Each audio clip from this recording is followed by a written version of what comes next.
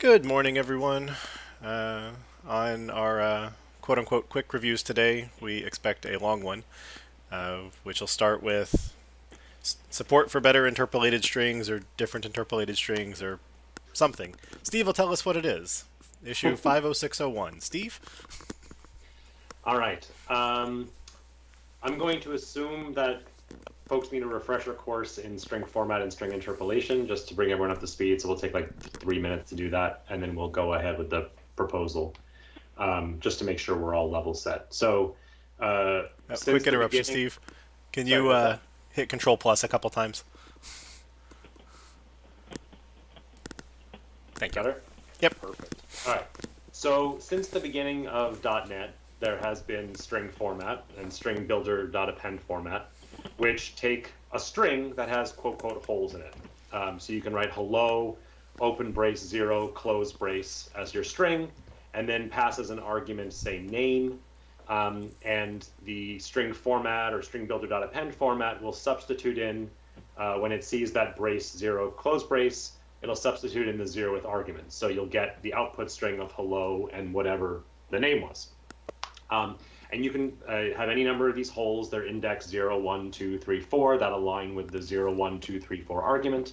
And you can also have other things in the holes that kind of qualify how that what's substituted in there is supposed to be formatted. So for example, you can say 0 colon x2, and that x2 as a string will be passed to the argument's toString method if it implements the appropriate one. And that gives it sort of details about how it should format itself. So if that x2 is passed to an int32, that tells it to format itself as a hexadecimal value with 2 digits. And there are all these standard and customized format strings that are, you can read very, very detailed documents on MSDN or docs.microsoft.com that describe all how this formatting works. You can also say, brace 0, comma, and then have a value like 3, which says that you want the formatting to take up at least 3 characters worth of space.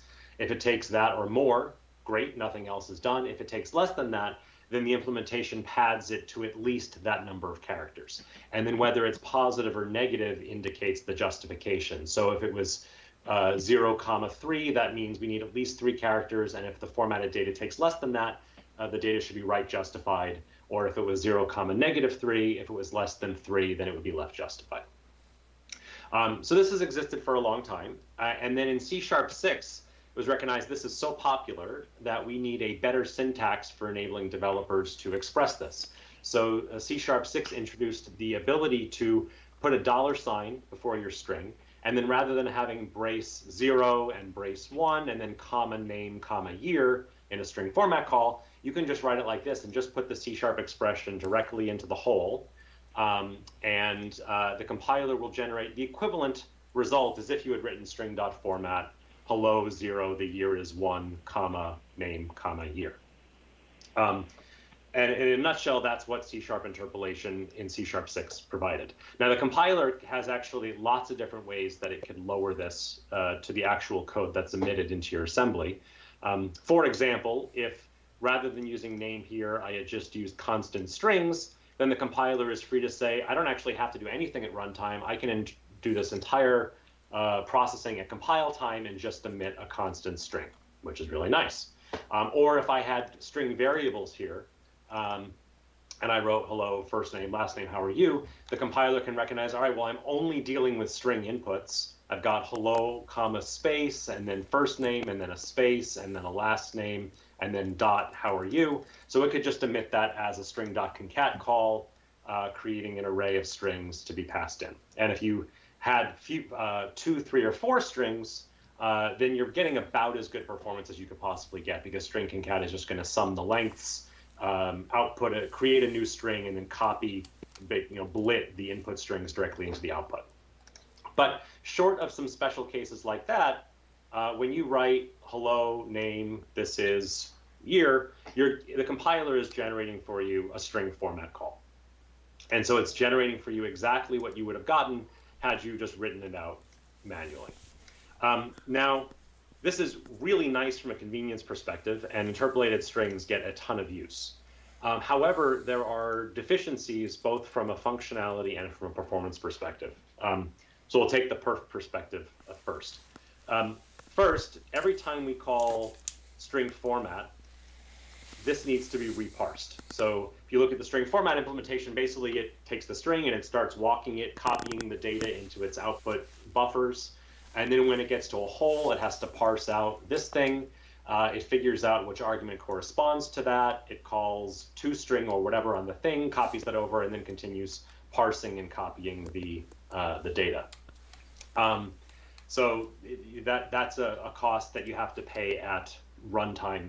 Now, there have been some proposals around shipping new types that enable that to be done once, which is something we could look at for the future. But even if you do it once, you're still paying for it the first time, whereas it'd be really nice if all that parsing could be done purely at compile time, since the compiler is already having to do it at compile time to do this translation, and then pay nothing for that parsing at runtime.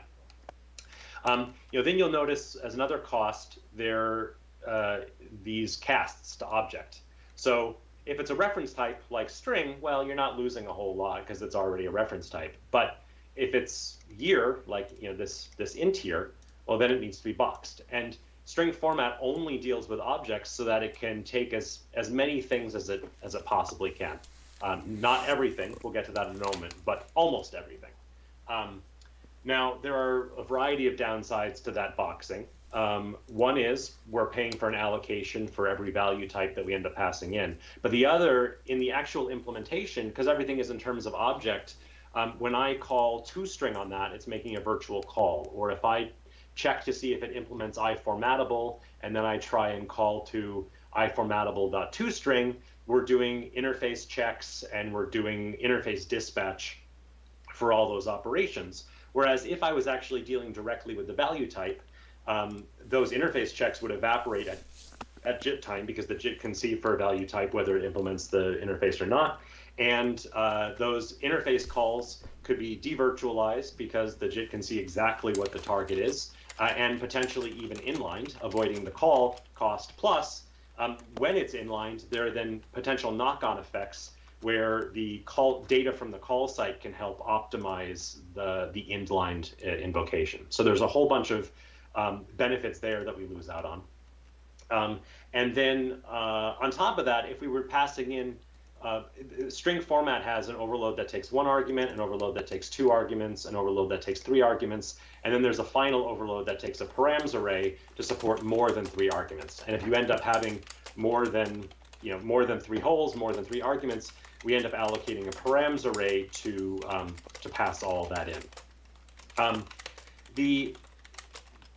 So those are kind of the primary impactful things here from a performance perspective. But there's also a functional gap, and that is, the only things we can pass here are things that can be boxed, that are either reference types or can be boxed to object, which is almost everything, except there's this critically important type that's been up and coming over the last few years, and that is span. And especially with being able to slice strings as read-only spans of chars, you really want to be able to put those into these holes. You want to be able to say hello name.asSpan 3,7 or whatever, and be able to use that, but you can't because string format doesn't have the ability to pass spans in as arguments. Now, there have been other proposals about, well, what if we added overloads for format that took generics? So, overload that took a T1, an overload that took a T1, comma T2, and so on. There are certainly benefits to doing that. There are also some disadvantages to doing that, namely around generic kind of explosion and code size. But even if we did that, we still couldn't pass read-only spans today because you can't pass a span as a generic. And we won't be able to until some future where we have ref struct constraints on generics.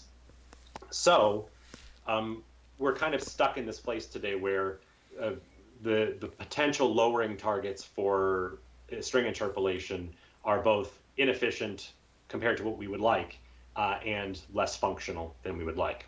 And then on top of that, there are additional costs when you try and do additional things with this. So for example, you can ask the compiler, rather than targeting a string, you can actually also target this to a class named formatable string, which is a class that basically lets you that wraps a string format and an object array.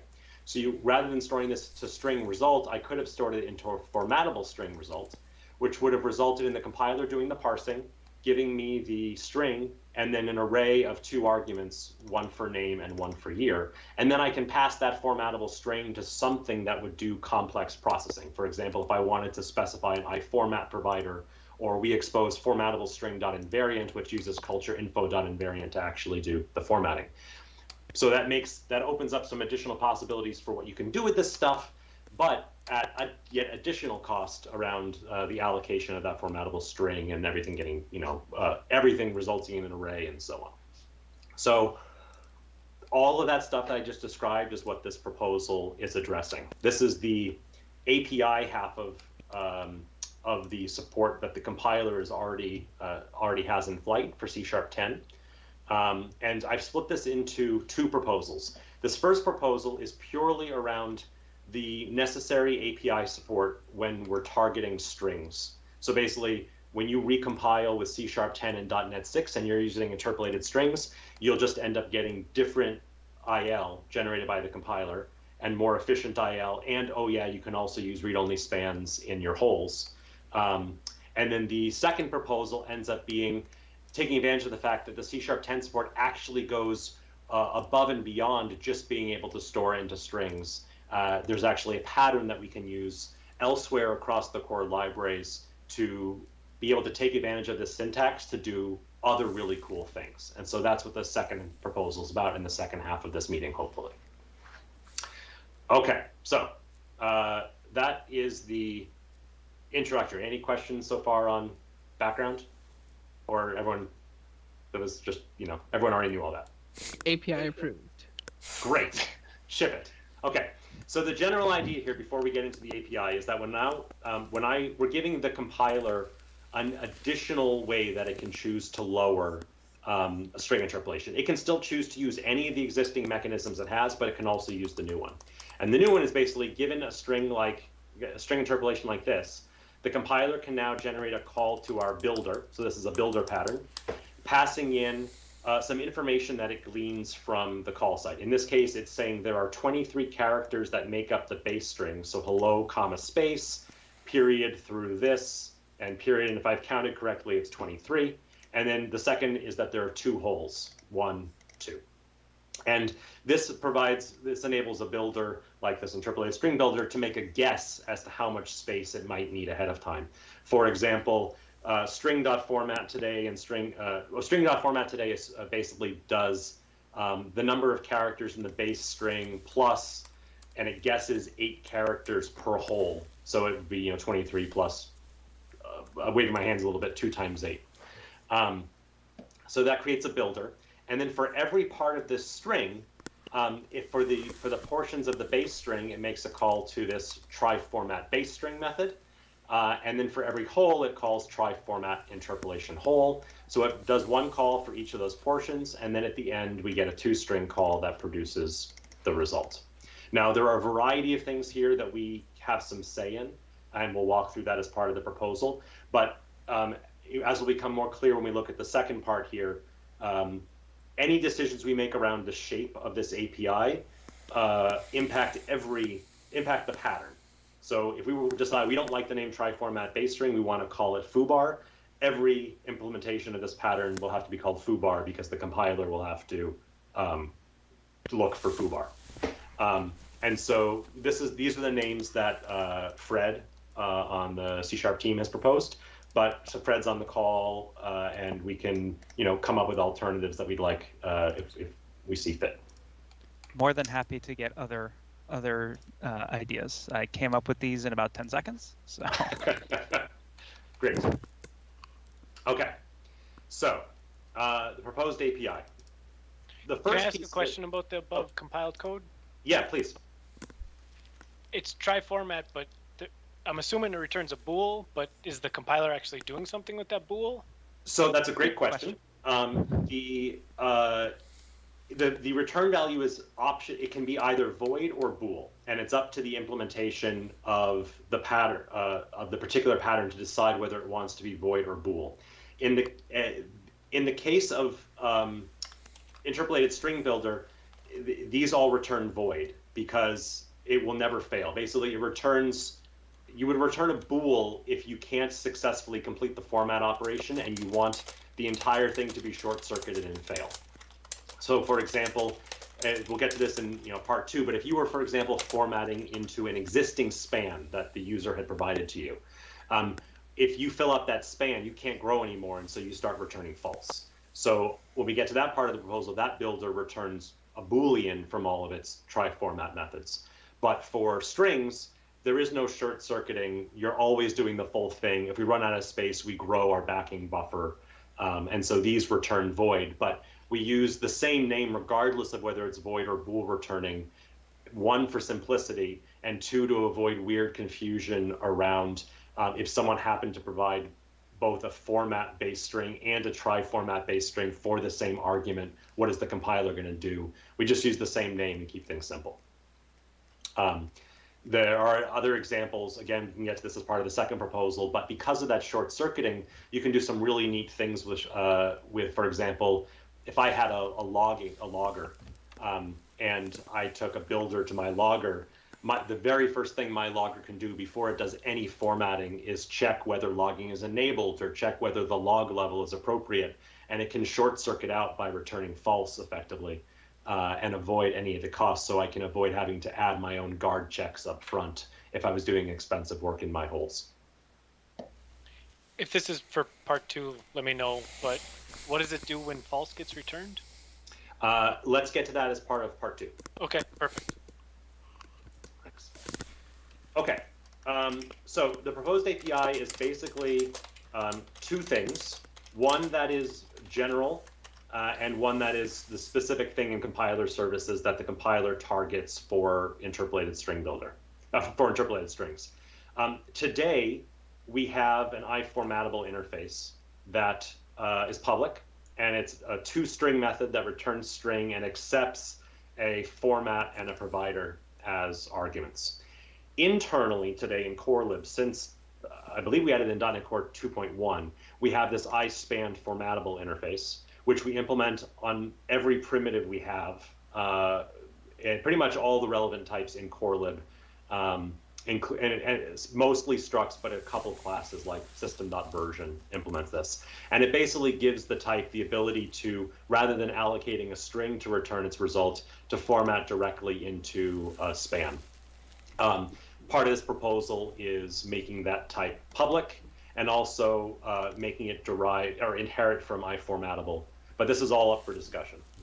The second part of this proposal is the actual builder type that we saw earlier that the compiler targets as part of this string interpolation.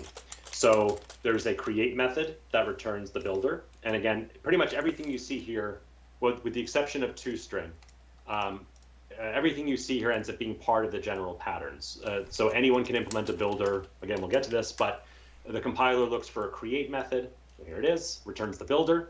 Then there's a try format base string that takes the string. And then there are some number of overloads of try format interpolation hole that take the data to be formatted, and then optionally the format string and the alignment.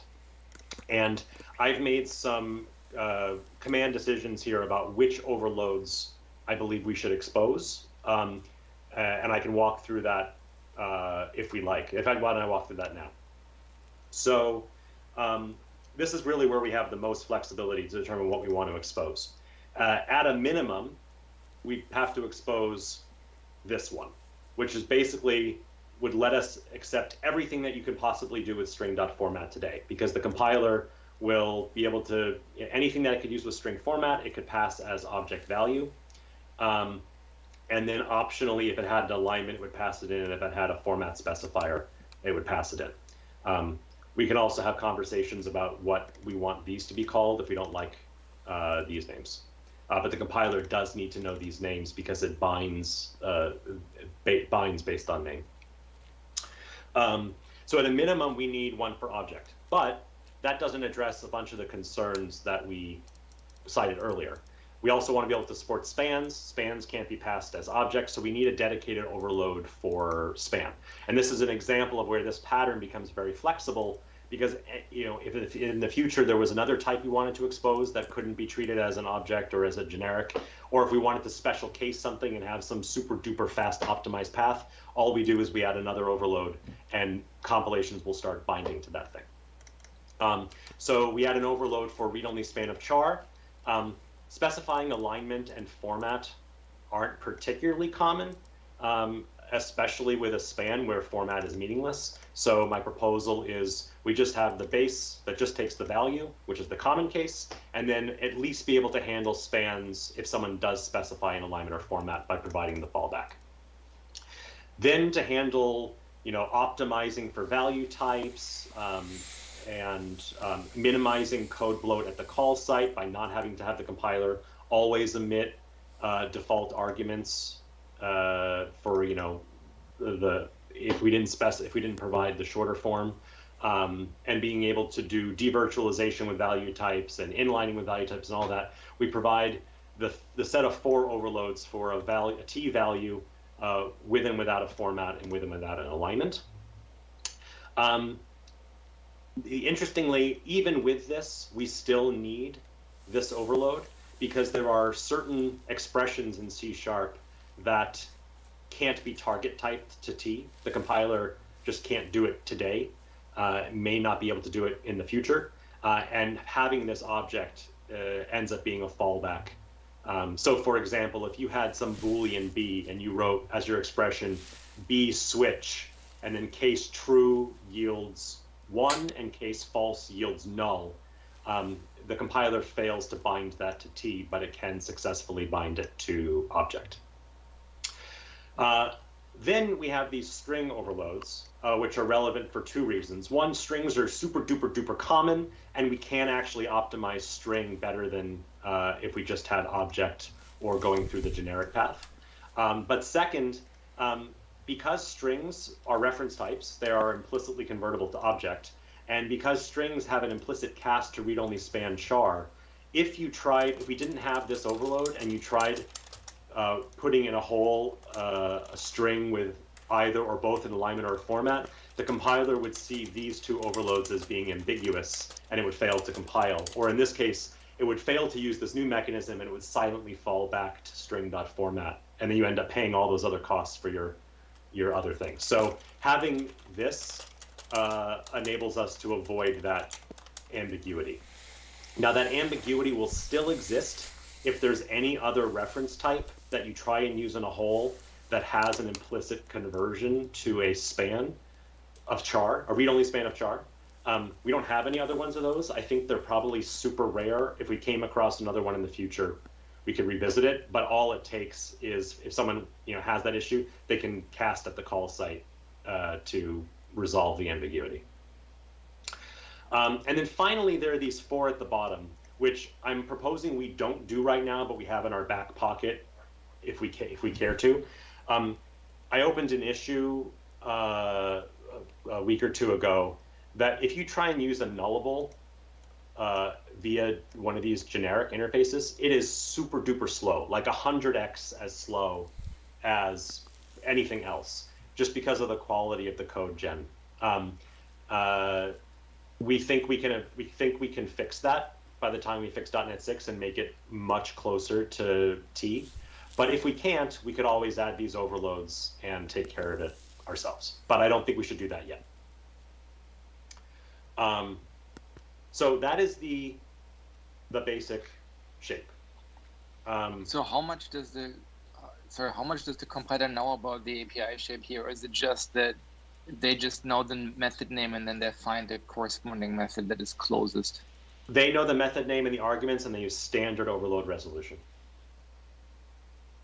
How do they know the class name or the struct name? In this particular case, this is hard-coded into the compiler. It's a new well-known type, yeah. Yeah. In the general builder, we basically say interpolated strings can be converted to the builder type, and so the builder type that exists is the argument type, right? So when we get to your proposal method- 2, we'll see that there are other possible builder types, but this one is known to the compiler such that if you don't utter there's nothing here that specifies the builder name. So for this case, the builder is known to the compiler, just as string.format and string concat are known to the compiler for interpolated strings today. So basically, does it mean that if the target type is string, the compiler, instead of going via formatable string, would then go via the builder? So just the code gen would change, basically. Yes. Yeah. Okay. I have a simpler question, or that's less technical. Why are they called interpolation holes? Because I thought interpolation was the name for the hole. Isn't that redundant? There's interpolated strings and there's interpolations. I thought that was the name of the actual hole. I have no idea. I mean, I've always called them holes. We could call this try-format hole if we want. Just in the C# spec, they're called interpolations, and that's why I was wondering. It's very over-specific. Yeah. The main reason that I Not went with important. such a super specific name, Dustin, is to really minimize the chance that anyone could potentially have a type that somehow manages to match this pattern. Well, then you should misspell interpolation. I'm not Jared, okay? I'm less concerned about that than Fred is, and so I'm totally fine calling this try-format whole or just try-format. The key is we need this differentiated from this. Yeah, I understand. I was just asking the question. It's mostly for Fred. So we could call this try-format base. We could call this try-format whole. Like we can come up with other options. Why do they actually value? How do they actually behave differently? Like, how does the base string versus interpolation whole with string? How are those different? Yeah. So for what you currently see on the screen, they are not. However, there are ways that they are once you get into other builders. So for example, what you don't see here is that as part of part 2, I propose adding additional constructors here, or additional create methods here, one of which accepts an iFormat provider. That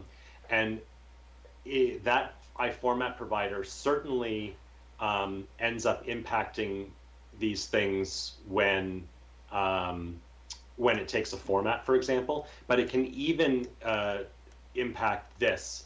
There's a little known feature in string formatting. There's an interface called iCustomFormatter, which basically says, I want to overrule anything the type thinks it knows, and I want to take over all formatting.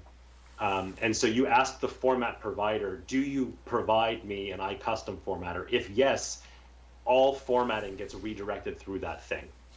You basically pass in the value, you pass in the format, and you pass in the provider, and it chooses what to output. So for example, you can use this to add your own custom format strings. You could say, in addition to being able to support D and X on int32, I also want to support B, like to output as binary, for example. So you can implement a custom formatter to do that. This value needs to go through that custom formatter if it exists. This one should not. Yeah, that makes sense. But then for other builders, there are other things. For example, if you were doing a logging builder, you might very likely want to treat the constant portions of your string different from the substituted portions. Or maybe you had some kind of complicated localization logic where you wanted to substitute the base string with something else but keep the holes the same, etc. So to make it more flexible, they are separated. And why are the methods called try? Why do they start with try when they return void? It's a good question. I'm going to, well, we talked a little bit about it earlier, but they can either return void or they can return bool as part of the general pattern. And so we didn't want to have two different names for the two different things to keep things simple and avoid complexity with someone providing as part of the pattern two overloads for the same input, but with different return types, which you can't do in C#, but you could if they were called something different. So basically, they're always called try, but they can optionally return void or bool. And in this case, we never return true or false because it's always from the point of view of the builder, it's always successful. The try basically indicates whether it should stop formatting because it runs out of room or something. But this interpolated string builder is just going to grow its backing buffer. Whereas you will have other builders that will see which do want to short circuit and say, if for some reason I can't format, stop the whole operation. And providing a bool allows the compiler to then short circuit out. We'll see an example of that in the second part. Yeah, I mean, personally, I would rather it be called format or append or whatever without the try, and sometimes it returns a boolean than it calls is called try and sometimes is void, especially if our reference one is void. We can do that. I'm totally fine with that. Yeah, also fine with me. Cool. Just as long as there's one name. That's all I care about. Yeah, one name and the ability to return void or bool. Right. I mean, we've had things like, you could have a, bounded collection and you have a append that returned a boolean saying, I'm sorry, I was already full. Like we have non-try booleans. I just don't think we want non-boolean tries. Okay. I'm again totally fine with that. Other notes that I've already taken down here. So I see that this is a ref struct. Yes. Is that important? Yes, for a couple reasons. One is just an implementation detail. We use span internally to keep things simpler. Obviously, we wouldn't have to do that. The second is one thing you don't see here is, as part of the second part of the proposal, there's another create overload here that allows you to pass in scratch space, and it does so as a span, so it could be stack space if you wanted to. And then related to that is, I would really like it, it's unlikely to happen for C# 10 and .NET 6, but I would really like it if in some future version of C#, maybe C# 11 or whatever, the compiler could actually pass in some scratch space that it itself created. And so by making this a ref struct now, we make that basically still possible for the future. Now, we could always say in some hypothetical future like that, we introduce yet another version of this builder that is not that is a ref struct and this one isn't. But there's very little downside to just making it a ref struct today. On top of that, there's some minor benefits around, as a ref struct, we know it can't be stored on the heap. And so if someone was creating one of these things directly, we don't have to worry. We have to worry a little bit less around, any array pool back state that's in one of these things becoming an issue because it was stashed for some longer lifetime or whatever. But it's basically a lot of little things that add up to it being a ref struct rather than one critical reason. Yeah. Speaking of, it can't go to the heap. Can someone remind me what happens inside state machine methods with regards to span? Is it just they can't cross an await or a yield boundary? So today you can't use awaits at all. Sorry, you can't use spans at all inside of an async method. That is a compiler enforced limitation. The actual limitation would be that you couldn't use an await across. Sorry, you couldn't use a span across an await boundary. There is whatever the compiler chooses to do here. There's no functional reason why the compiler couldn't support awaits in holes with the string interpolation. Now, it's possible it would choose not to for Fred's sanity, but there's no functional reason it couldn't. Right. Well, because there's two different pieces. One is, can you use the format or the interpolation in an async method at all, or a iterator? And number two is, if you filled the holes not with just a local variable named name, but await get name, and then await get other name. There's no reason you shouldn't be able to use these in async methods. There's also it should be possible to use await in holes for this specific use here. Whether we choose to allow that or not is sort of a compiler decision. Yeah, so to be clear, the way that it's spec'd right now and the way that it's currently implemented, we don't do any evaluation up front. So what this means is that user code is actually running at the try format interpolation whole call, right? So if they have an await in there, it actually runs at that point. And so the way it's implemented currently is that the builder is basically just going to say, if there's an await inside the hole, fall back to string.format or string.concat. Right. We could, for this particular case or general cases that involve void returning methods, we could evaluate things up front and allow you to use async await in the holes, right? Exactly. We could do that, but that is not the way that is implemented currently. Which is what happens today with string format, for example, right? Because we're basically evaluating everything, but in order to hand them into the string format call. So just as a user experience, we can show this shiny new thing and say, hey, look, you can use read-only spans now, but not if you're in a yield return iterator or an async method, because it's going to fall back to string.format, which couldn't handle it. I don't know what. So yield return iterators can use spans just fine. Yield return is not an expression, right? So you can't use that inside of a string anyway. And then in terms of async await, you couldn't be using it. You can't be manually using a span there anyway. Right. So. But can you not pass spans to methods, like as parameters? You can, but that would be fine here as well. Well, but you would say, I want to give this, name dot as span 3,7, and it would say, oh, well, now I need to use the interpolated string builder. That promotes it to a field. Oh, that can't be a field, so fail.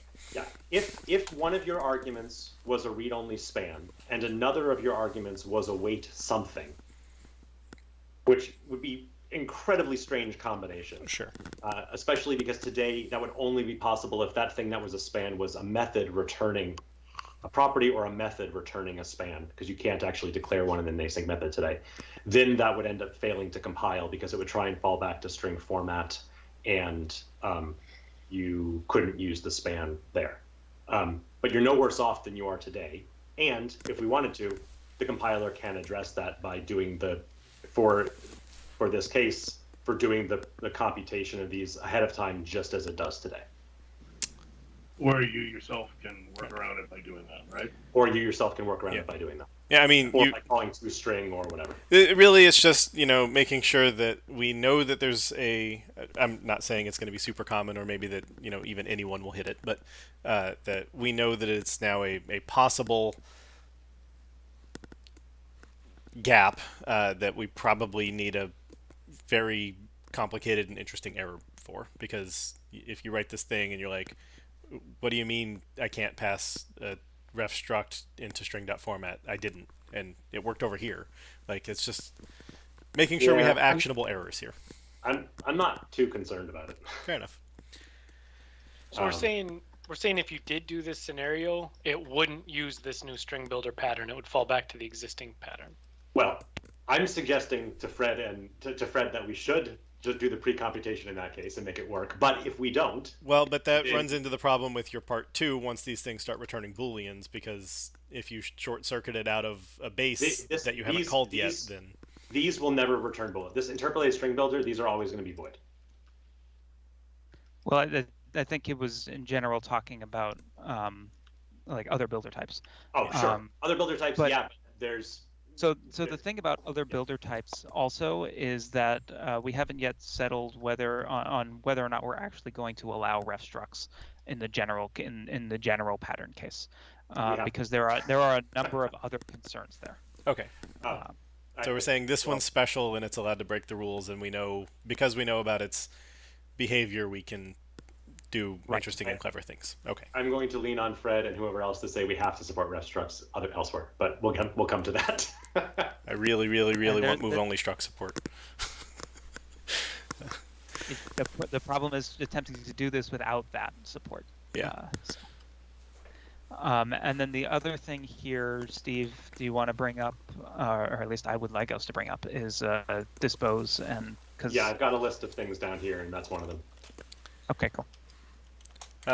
So I could be completely wrong here, and I can't think of a way that we can do it since you can't overload on generic constraints. But once we're talking about we're doing a bunch of these things for perf reasons, is there a place that we should add better support for iFormatable as the T type, so that we know that we can we don't have to do like reflection equals to find out should format be passed into a try format on the thing, etc. Yeah, so let me take that in two parts. So I'll take the latter part first. So when T is a value type, so inside these object string and T here, or actually just object and T, we will check to see whether the value implements iFormatable and iSpan formatable. If T is a value type, those checks go away at JIT time, because the JIT knows as a JIT time constant whether that check is true or not. Those interface calls get eliminated. All the dead code as a result gets eliminated. Calls for things like int32.try format via the constrained call to the interface get inlined. It's very, very nice. The only time you end up paying for the interface call is on the object. And you would pay for that even if we went through a generic to do it. Because if it's a reference type, you're getting a shared generic implementation, not something specialized to that T. So from that perspective, you don't lose a whole lot there.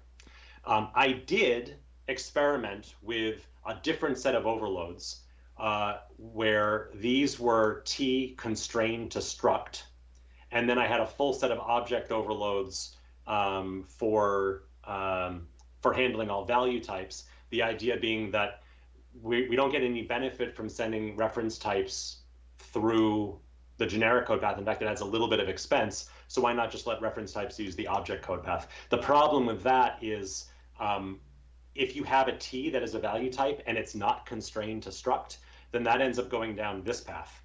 And it gets boxed and all that bad stuff happens. And it's very common to have T's that are value types that aren't constrained to struct.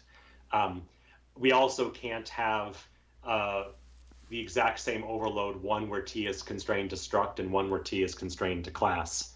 That's not supported. So we kind of, this is basically the best set of overloads I could come up with. You don't pay the interface costs on one of the most common, the two most common things that end up in these interpolations from my experience are strings and value types. And in neither of those cases do you end up paying any interface lookup or dispatch costs. Okay.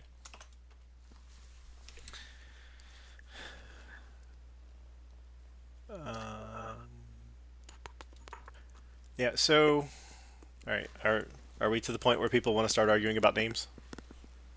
We can do that, or we can go through the issues for discussion, the first of which is the method names. So we can start with that if you want. Okay. Yeah, so, I've already said my part about the try.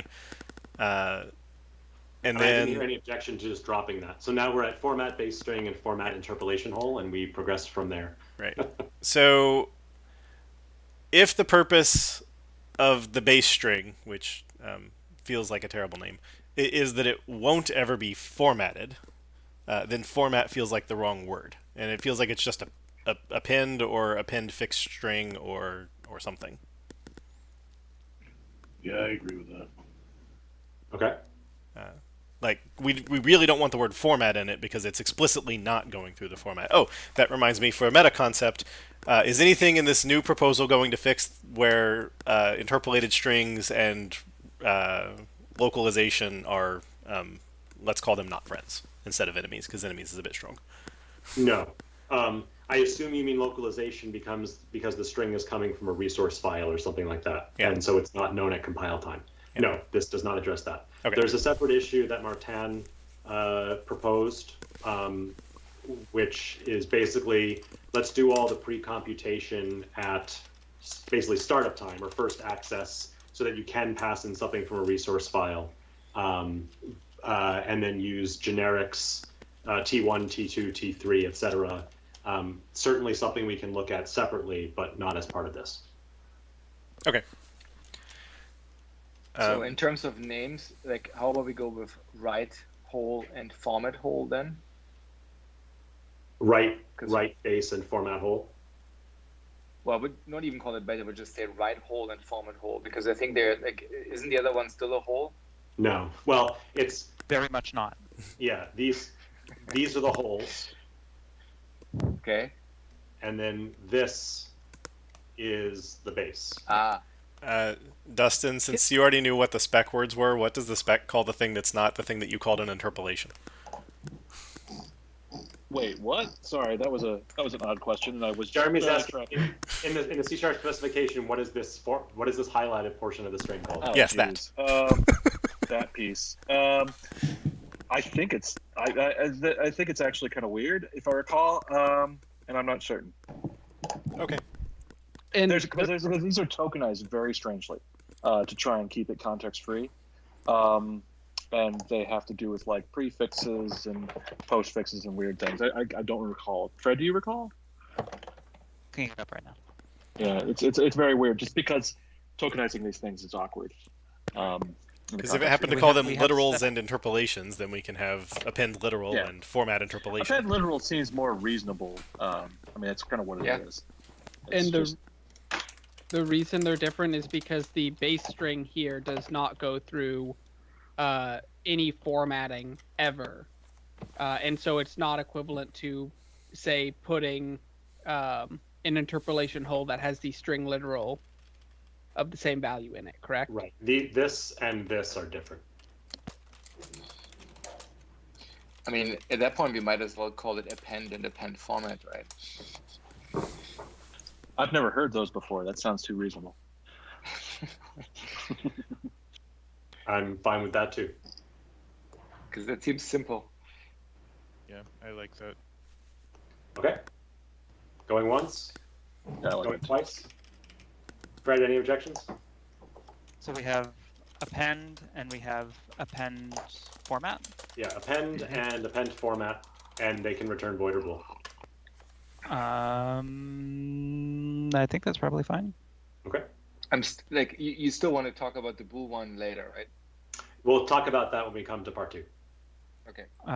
The only thing I wonder about append and append format, and this may be good, this may be bad, but it does mean that we could potentially use, if we exposed the right static method on string builder, we could actually use string builder as a builder type because it already has append and append format methods. And so one of the reasons I chose more obtuse names was to make them more obtuse. Yeah, I guess that goes back to the other question, which I guess Stephen wants to talk about later, which is, I guess, using different builders. Yeah. Yeah. So maybe we just postpone that then and revisit the naming if we can actually talk about the whatever accessibility mechanism. Sure. So let's go with append and append format until we have reason not to. Yeah. Okay. Looking at one thing real quick, which is on string builder, does append format always takes the format, so I think we want append formatted. Or that works as well, yeah. Like, because the format is not a requirement for these holes, especially if you have the universal formatter. Sure. Append and append formatted, that sounds fine. Yeah. Yep. My care level of naming here is super low. Sure. And now string builder doesn't match, and now we're cool. It's in the compiler services namespace, so it's already got a little bit of lower bar, I guess. Yeah.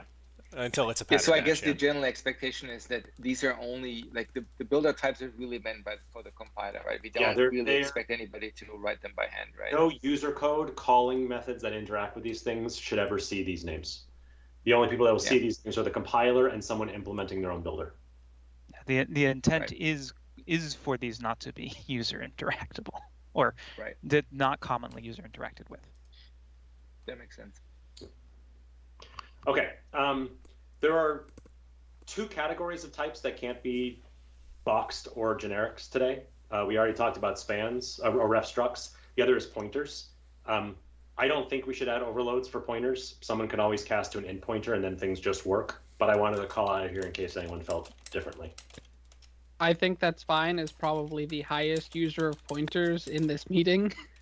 I'm used to having to cast pointers to Inuit just to get them to work with interpolation or formatting or basically anywhere that takes a generic type. And particularly since inint and Inuit were supported, we now have the overloads that allow you to customize that formatting to be hexadecimal or general, etc. So people should be able to do whatever they need to here. Right. Okay, Cool. Yeah, and it never worked before anyway, even with regular interpolated strings, so whatever. Right. So what is the general experience when a given builder doesn't have certain types? It's just like the interpolated string just fails to compile?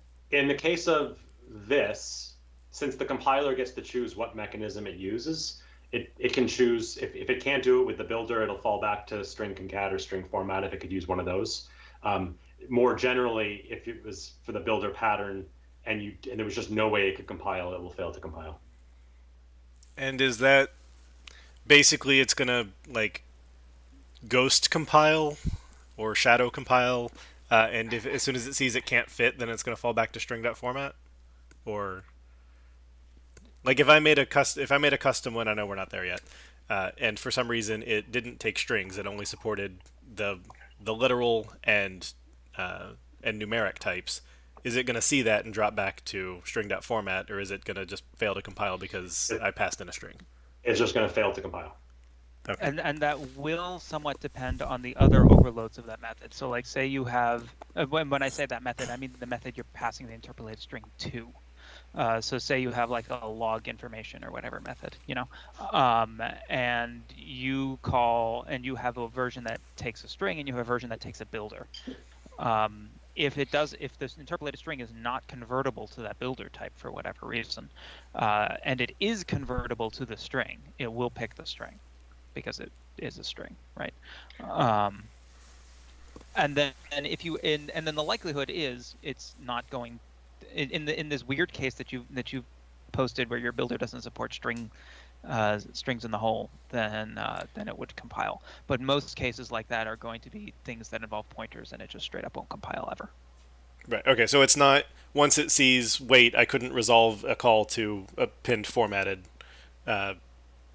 Crap. Try just going the string.format route. At that point it's already committed. It's decided it was calling a pinned formatted, and then it failed. Yeah. Okay. I'm just trying to understand as we look at things.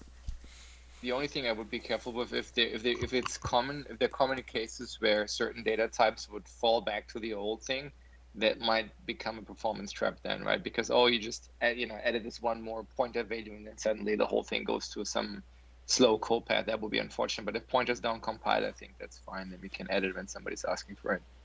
Yeah, the things the overloads that Steve has added should be enough to get all the things that work in string interpolation today. And that's one of the, we went back and forth several times over that object overload, because today, for example, you can put a new, right? You can say open bracket, new, open paren, close bracket. And that works today because string.format takes an object, and so that new can be target typed to an object.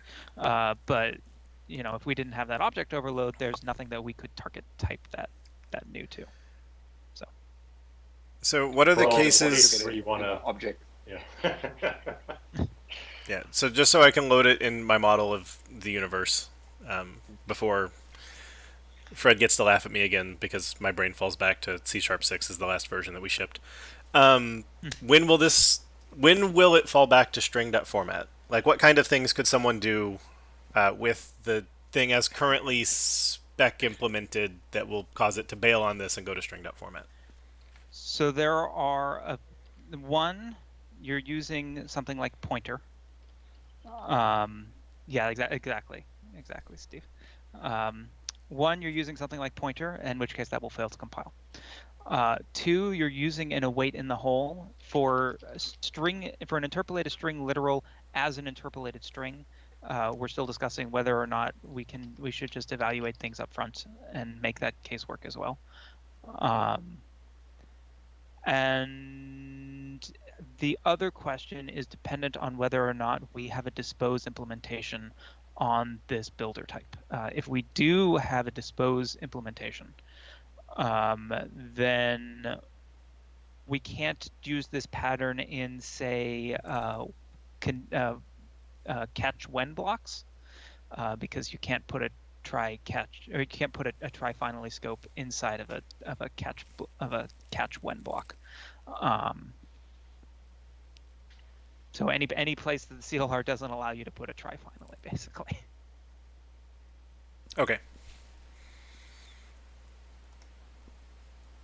And then for some reason, the complicated thing with expression switch.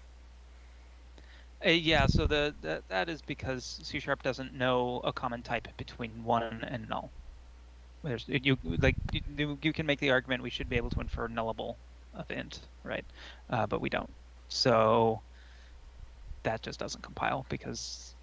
But that expression still has a value that it passes into string.format. Like, I guess it just figures out everything can go to object, or yes, it target take both sides to object. Both sides to object. And that doesn't work with this because it sees too many options and object isn't good enough. No, it will work. It will work with this as long as we have that object overload. Right. If we didn't have this, then it wouldn't work. Because it wouldn't bind to T, it wouldn't bind to span, and it wouldn't bind to string, but it can bind to object. T isn't a target type. It doesn't give us any target type information. String 1 can't be converted to a string. 1 also can't be converted to a read-only span, and neither can null. But it can be converted. Both of those can be converted to object, and so it would just bind to object. Okay, so really, it's right now only an await expression that will be like stringed up format. Yep. Okay. And even that, I feel like we can make that work if we want to, but yeah. Yep. Is there concern about? It sounds like in one case we will preemptively evaluate the operands being passed through the holes, and it sounds like in another case we won't. Is that going to be of concern? No, that is not how it works. Okay. What we're discussing for interpolated strings as strings is potentially doing that. But the general pattern, if you're using an interpolated string as one of these builder types, and you're taking the argument type, you're literally observing the builder type. That is not how it's going to work. Okay, so it would only be for string literals, basically. Only interpolated strings as strings. Okay. Okay. Next topic for conversation is this. So there are a variety of ways we could expose this capability. I like what I currently have on the screen, but I wanted to discuss it. There are a couple other options. One other option is we could just have ispan formatable be separate from iformatable rather than inheriting it. I like it inheriting from it because it basically says my implementation has two different ways to generate the same data. I can either write it into a destination span or I can produce it from toString, and it really ties together the fact that there are two different ways to generate the same data and do something else with it. Whereas if it was two different implementations, if one didn't require the other, they're not, in my mind, not as tightly coupled together. There is a performance benefit to ispan formatable being derived for formatable, which is most reference types that I have seen, it's true today that most reference types do not implement ispan formatable, and I think that will continue to be true in the future. They might implement iformatable, but it's less likely they'll implement this one. By having this one derived from this one, the implementation can first test for is iformatable, and if it's not iformatable, which is definitely the most common case for reference types, then we don't also have to check for ispan formatable. So we can get away in the most common case for reference types by only doing one interface check rather than two, because we can first check for this, and only if it is iformatable, then we can also check for ispan formatable. For value types, it doesn't matter because they evaporate anyway. The other option, though, is these are separate. Or we could consider adding a default interface method. We could add this as a default interface method to iformatable itself, which brings up the dreaded dim word. But it's possible. You really want to know whether this implementation, like the base implementation of this would probably just call toString and then would try and copy that to the destination span. There are situations where you really want to know if it's going to be allocating, because generally this isn't supposed to allocate. So you'd probably also have a try or a can try format or something. So I like a new interface approach better. Yeah, I like the new interface approach better, but the out should move to last. Format and provider are default, if I remember correctly. Well, I think we said don't use defaults in interfaces. We can make these default if we want to, but Jeremy, this signature is already exposed on a whole bunch of types publicly. Okay. Because they take the last two as default. Yeah. Fair enough.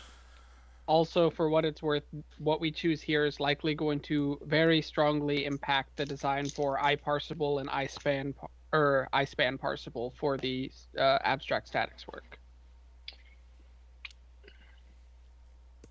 So my other question is, I think I agree with Stephen. I think it makes more sense to me to do this as a derived interface because you basically have the idiomatic way to check whether some type supports it based on if you implement the interface. And it also avoids these, gnarly potentially issues with DIMs. Yep. My other question for Fred is I suppose none of this work will work for VB, right? So we're not going to propose any changes for VB to support these new overloads that tech builders, right? In VB world, you would always either fall back to the string one or just plain not compile, right? Good question. I'm not certain. The main issue that we need to be careful about is if we start adding, and if we start having our customers, logging libraries and stuff, moving to this world, we want to make sure that VB can continue to operate in it, and Right. not just be unable to use a logging library because they don't support the builder type. So it's something we need to think about. Does VB even have interpolation? I believe it does. Right? Oh yeah, It does? Oh, yeah. absolutely. Okay. Absolutely. I mean, that's the C# interpolation design is actually based on what we decided for VB. That's how the dollar got in there. Gotcha. Yeah. So I can't say one way or the other yet. We still need to figure out what parts of this VB will be able to support. Okay, we talked about overloads. We talked about dynamically checking price span formatable. All right, so that brings us to, and we did this one. So the only other open issue I had was dispose. Fred's favorite topic, usually. So various builders have resources that need to be cleaned up. Interpolated string builder may be wrapping an array pool array that it would really like to return. As I currently have it implemented, toString creates the string, grabs the array, clears out the builder, and returns the array to the pool, and then returns the string. We could separate out, just have toString literally just call span.toString with the right, arguments, and then have this be expose a dispose method that does the returning and the clearing. And if we did that, then assuming we chose to go this route, the compiler would add support for builders being disposable, and it would output any interpolation as with a try finally, with the finally block calling dispose on the builder. There are pros and cons to this in general, but it's in particular for this built-in one. Let me do the cons first. And the reason I don't have it here right now is if all you're doing is this, there's very little reason to need to pay the overhead and IL and execution, whatever, for a try finally.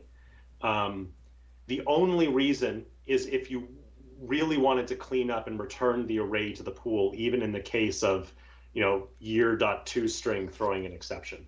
Today, we use pooled arrays in string format today, and we don't return them to the pool in such a case because in general, we don't pay the extra costs for the common case to return arrays to the pool in exceptional situations.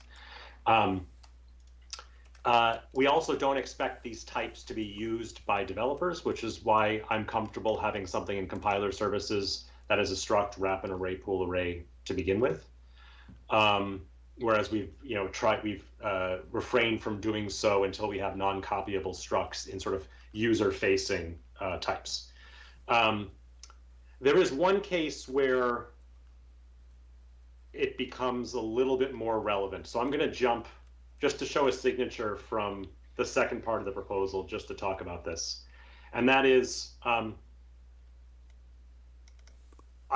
proposing that we add an overload to string.format that takes a builder. And the way this would work is you can write this, and waving my hands for a moment, this will work exactly as you expect it to work.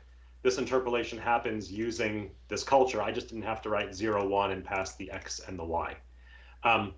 But obviously, not obviously, the compiler is generating code something like this, where it's doing the same kind of generation that you saw previously, and then it's taking the builder and it's passing that builder into the method. Here the compiler is generating code that is passing around a struct that contains a resource and passing it into this method. Now, again, the compiler is generating that code, but it's possible someone could be writing their own thing that tried to use this and would pass it in, and then you kind of like it to be a try finally, because then, like, you know, they would be doing the dispose at the call site rather than the changes that string format makes to null out the contents of the builder basically being on a copy and not taking any effect. Well, I mean, the easy answer is it's a ref struct. You should be passing it by ref. Sorry, it's a mutable ref struct. You should only ever pass it by ref. Well, it's not an easy answer, because that requires the compiler to accept this as ref. Yep. When you don't have a reference source. What's that, Fred? When you don't have a reference source and there's no place to put a reference source. Well, I mean, yes, although to be clear, like you're not passing an interpolated string builder either. You're passing in this thing. So the compiler could certainly generate a ref if it wanted to. Yeah, we could. There is a calling stack. We can make that work in the sense that, like, if instead of taking the interpolated builder, you took a like in interpolated builder dot some nested type, and then that nested type has a reference back to the original source of truth. That way we can actually manipulate it in a fully safe fashion. The thing to remind everyone as well, though, is that for these builders, particularly these builders that return bools, this is not one that returns a bool, but these builders that do return a bool, user code is going to be running in the middle of this thing. And so, you know, for this case, for these cases that we've shown, you know, they're probably not going to be throwing exceptions. But user code can throw any type of exception that it just so happens to choose, right? But to be like, I don't really care about the exception in the case of interpolated string builder. Like, again, because the only thing that dispose is going to do is, in terms of resources, is return an array to a pool, and we generally don't care about returning it to the pool in case of exception. What I care about is someone accidentally misusing the type. Do you let me ask a question to clarify that, Steve? Do you not care about it for the framework, or do you not care about it in general? Like, for example, if someone is doing a log method in the middle of a hot loop, and they're continually allocating and throwing in the middle of this hot loop, is that a concern? Throwing an exception is generally way more expensive than losing an array pool array.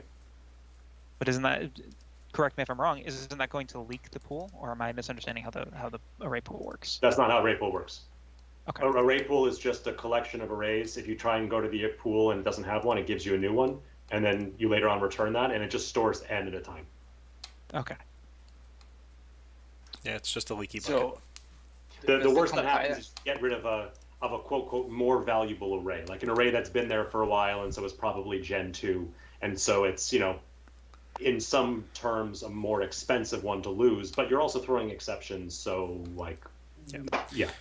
Yeah, I mean, Okay, in the case of this one argument or one overload to string.format, because it's not the pattern, you're tying it to exactly this interpolated string builder, saying that it has to be passed by ref because it's a mutable ref struct.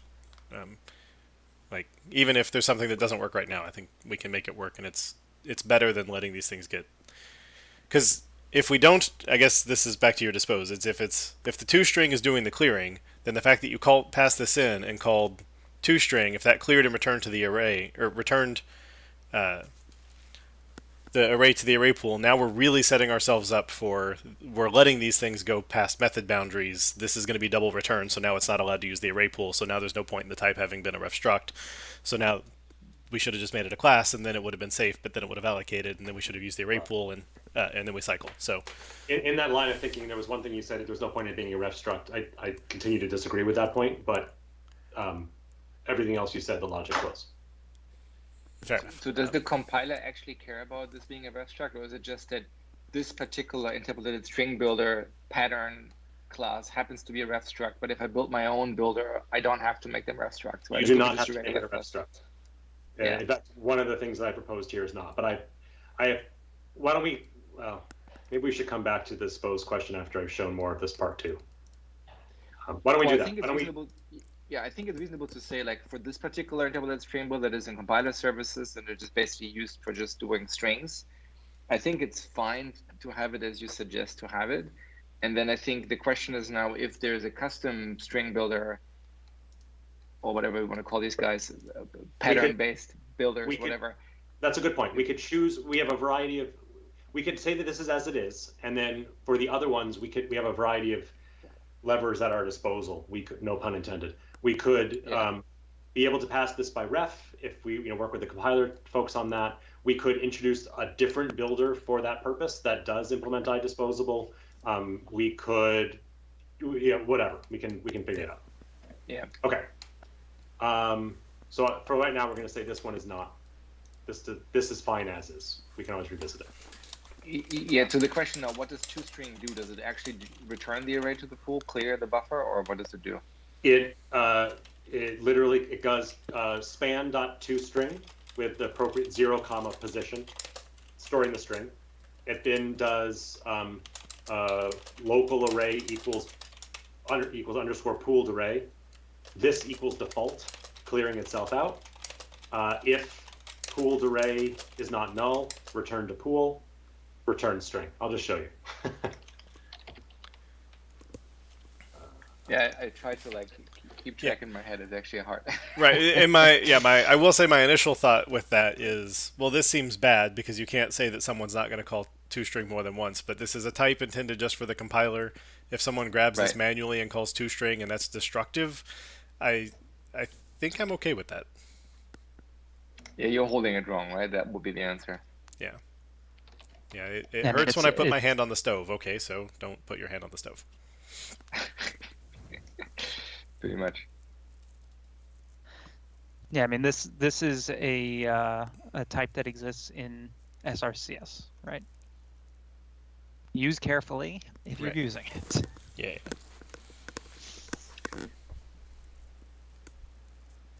Yeah, I mean, we put in compiler service, we made it a ref struct, so it's already not pretty to use, so I think it's fine. That seems like a very reasonable implementation. If we really are concerned for whatever reason, we could always have an analyzer to come along with it that basically enforces move only like semantics, but that might be more work than we're willing to do. I mean, what's weird is it's that basically calling toString counts as a move. So it's not just did it move. It's like toString is destructive, and that's not normal. But I think we don't care. It's not, at least it's safely destructive. We could call this something else. I mean, the compiler is going to need to know what method to use for code that looks like this. It needs to know what method to call to extract the result. Right now, I called it toString. We could call it something else and it could use it. Finalize. I think toString is fine. I mean, it's a ref struct. You're not passing this around as a boxed object anyway, right? So I think it's fine. Yeah. And honestly, the only concern with toString is that because it's basically the thing that is being called by format, right? That people will call it accidentally, but that's usually to object. Like if you actually have the type, like you call it for a reason at that point. Right. Well, and it's a ref struct, so it can't be boxed to object. And exactly. I mean, now again, we do come back to the general pattern of is that going to be confusing, and you'll need a debugger display attribute on this, almost certainly. That would probably be a good idea. Yeah. In order to avoid clearing the buffer every single time you look at it. In most cases, F10 will be the entirety of the lifetime and you don't get to see it. But there may be cases where it gets weird, like if you go to the overload that Steve said he wanted to add. If you step into that, then it would now evaluate the argument. So yeah. Or if you all are attempting to debug a problem in the framework. Yeah. We don't have problems. That assumes we have bugs. We don't have bugs, right? Okay. No, I had an answer for this a couple sessions ago. We have alternatively implemented features. Yeah, alternatively implemented features. Yes, that's it. So you could call it something else if we want to avoid such issues of it automatically being invoked. I'm fine with that. I just need a name, and we'll slap it in there. I mean, the only thing I would say is based on what Lever just suggested. I would caution us with thinking we can solve this with an analyzer, because I had this chat with Jared a while ago. Basically, what you would have to track is every time the compiler makes a copy of a struct, which is effectively, from his point of view, not viable as an analyzer, because the APIs that Rosin gives you are not rich enough to do that reliably. So it would have to be a compiler feature that would have to think about more APIs that they have to expose so that you can actually track copies. But today that would be pretty hard to write. So I would generally say we should be happy with the type. If we think there needs to be an analyzer, we should probably do something differently. But I mean, we could have this just return this and then have a toString and clear or something that the compiler would call. Like I don't. I mean, that's weird and feels like it's really just going to be about this one type. Well, it is about this one type. Yeah. Yeah, we're never going to call this method for the general pattern. We're just going to pass the builder type, right? Right. This is only for toString. This is only for interpolated strings literally being used as a string. Right. But you'll do a bunch of work and then you'll call toString or whatever other word we say. Right. The concern would just be if someone somehow was stepping through. I mean, I'm assuming the compiler is not going to output, PDB markers inside of the generated code. So it would only be for really rare. Right. It'd be if you put a breakpoint inside on line 133 here, then this will toString, and right. That may not. So if you put it in try format base string, then this will call toString, and so. But really, the question is if we think other builders are going to want to do I expect to only get called once. Then it's do we preemptively say that we want to call it render or something, and I mean just in terms of a recommendation. Right. Well, because if we say render is the final thing, and that should be considered as destroying the state of the object, then or that render's allowed to be destructive, then that avoids your toString had side effects, and while debugging, it caused you problems, and that's kind of our bad because we picked toString as the thing to use. I can go either way. I'm fine devil's advocating it. Someone needs to make. I've heard finalize. I've heard render. I've heard toString and clear. I've heard toString and dispose. Well, I honestly don't care. I like the two separate toString and clear or toString and dispose pattern. I think having toString actually return the string is useful. I think having it mutate is not so useful, and that's unexpected. So I think having an explicit toString and separate clear works well with how. When you say separate clear, you mean a separate method called clear? Yeah. Well, that would be dispose. That seems unnecessary.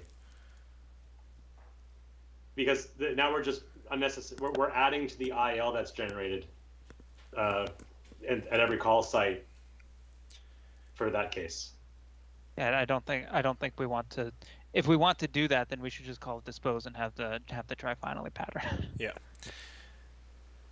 I actually like toString and clear. I would not go with toString and dispose because that only makes sense if you implement iDisposable, I would argue. If you, I mean, toString and clear. Well, it's a ref struct. It can never implement iDisposable, Emo. Here we go. So then toString and clear it is. Oh, then iDisposable it is. It can implement dispose in that it's duck typed by the compiler. Yes. Yes, you can have a dispose method, and you can using it. Okay, toString and clear, going once, going twice. And we'll say that is the thing that the pattern always produces when taking any custom builder and turning it into a string. That this is now a required method in the pattern. There is no other custom builder. There's nothing else other than this specific builder for that specific use case where this is used. Generalized builders are only used as the builder type. The only thing that, oh my god,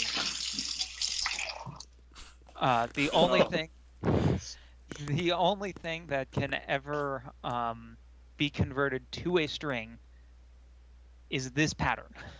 Okay, so in the other builders, the builder because it's the target type of the value.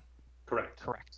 There's not an attribute you put on the method which is use this alternative builder implementation and correct. It's Okay, so if it only matters for this type, then I think toString is fine, and it's not precedent establishing because it's just limited to this type. It's not how other builders will work in the future. They can, if they want to have a similar "I'm done, now turn it into a string," and they're destructive, that's on them. It's their type. It's not They a can pattern call problem. it whatever they want. The compiler is none the wiser. Yeah, I mean we can call it toString and clear here if we want to have toString be non-destructive, and we show that. I'm just going to go with toString and clear just to avoid any issues with debugging. Okay. And So toString is just chars slice 0pos toString, and toString and clear is what you have right now. Correct. And what the compiler will call. Correct. Okay. That completes, I believe. Yeah, that completes proposal 1. We have half an hour to see how far we can get through this.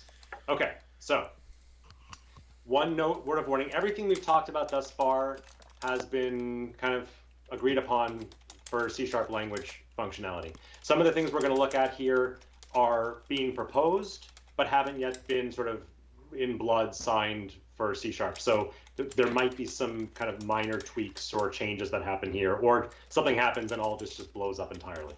But I wanted to bring it through now to be able to, root out any problems and get things moving.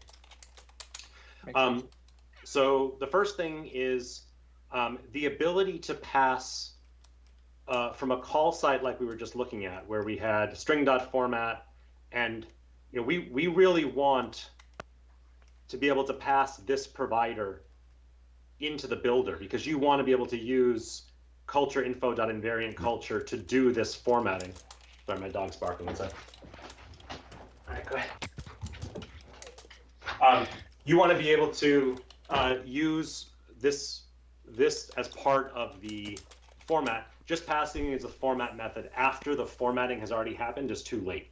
So we need some way to tell the compiler, when you generate the code for this and you call the create method, look for a create method that not only takes the base length and the whole count, also look for one that takes an iFormat provider and pass this guy in to the create method.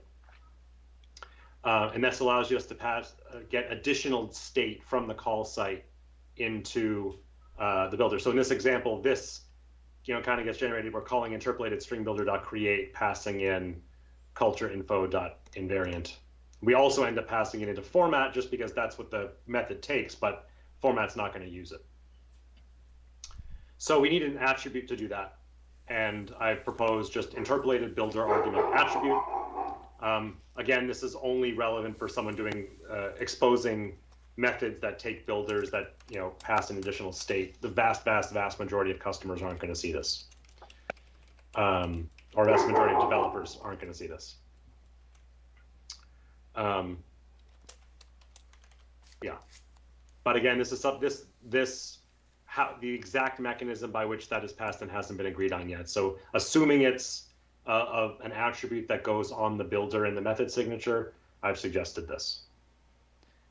My only quibble there is allow multiple. Should probably be false. Yeah, I did that because I wasn't sure if we would want to allow someone saying interpolated builder argument 1, interpolated builder argument 2, etc. I really don't want to rely on inter attribute ordering like that. Okay. That sounds horrible. Okay, then false. And would you make this? Would you still keep? Yeah, still keep it. That's up to you. I don't really care which constructor. Yeah. That's fine. Allow multiple false. Fine by me. Any other thoughts on the attribute? If you specify multiple parameters, I guess that just means call a constructor that takes that same number of parameters. Yeah, basically it's always it's looking for a create method that takes int and then all the arguments that you've specified. But those two ints are always first before these? Yes. In the way it's currently proposed, yes. Okay. And the order in the interpolated in that argument array, right, is the order that you specified. So it's not, if you happen to take 3 ints, or if you happen to take 4 ints and you swapped, and you accidentally swapped the names of some things, you didn't mean to have the order that you gave them in. You'll mess up. But yeah, we will some point, because I think we skipped over looking at the create method and naming of the parameters on the builder, but we'll want to pop back and do that at some We time. can do that now. Okay. Are the parameters still evaluated left to right, regardless of what order they're specified in that attribute? The parameters are evaluated left to right as the user wrote them. So if you had two parameters and one of them, and like they were opposite order in the create call as they were written in source, they will be evaluated in source order and then reordered for the create call. Okay, so if I'm looking at the code, I can reason about what's going on. Perfect. Right. The only question that we still have here that really needs to be cleared up is what happens if, like, you have one of the parameters is after the interpolated string, because we can't evaluate the contents of the interpolated string before the parameter needed to create the contents of the interpolated string. So there's some odd questions there that we will need to resolve. But yeah. We don't, in the things that I proposed, I don't believe I have anything that hits that case, but so I think we would be fine to just say we just don't allow that. Yeah, so that's you name an argument from a parameter that comes after the parameter that had this attribute on it. Right. Because while you could, because now that needs to be evaluated before the call to create, depending on who threw the exception. Fun times. Okay. Okay. So back to just to clear up anything on part one. So we wanted to talk about parameter names. So we've got base length, whole count, value, format, and alignment. Those are the 5 names that show up. Right. Here. Personally, I think value, alignment, and format are all fine. Great. Based on the potentially renaming it to append and format, would format count be a better name? Yeah, so I was going to come back to that one. Yeah. Yeah. Formatted count. Sure. Yeah, formatted count, interpolation count. But we got rid of the word whole, so whole seems weird. Okay. And as a reminder, base length is everything not within brackets, correct? Correct. Okay. Yeah. So maybe that should be literal length or something. But I don't have a huge amount of. I'm the fine compiler. The only 2 names the compiler cares about are alignment and format. Everything else is not actually looked up by name. So. Okay. Yeah. I'm fine with literal length and formatted count. That sounds fine to me. Okay, writing that down. Cuckoo. All right. So now we get into cool new scenarios that we enable with interpolated strings syntax. So imagine that you had a struct point, and you wanted to implement ispan formatable on that. So you need to implement this API. Today, you would do something like this. You'd say, all right, I want to format X to the destination. If it couldn't do it, I'm going to return false, and then I'm going to slice.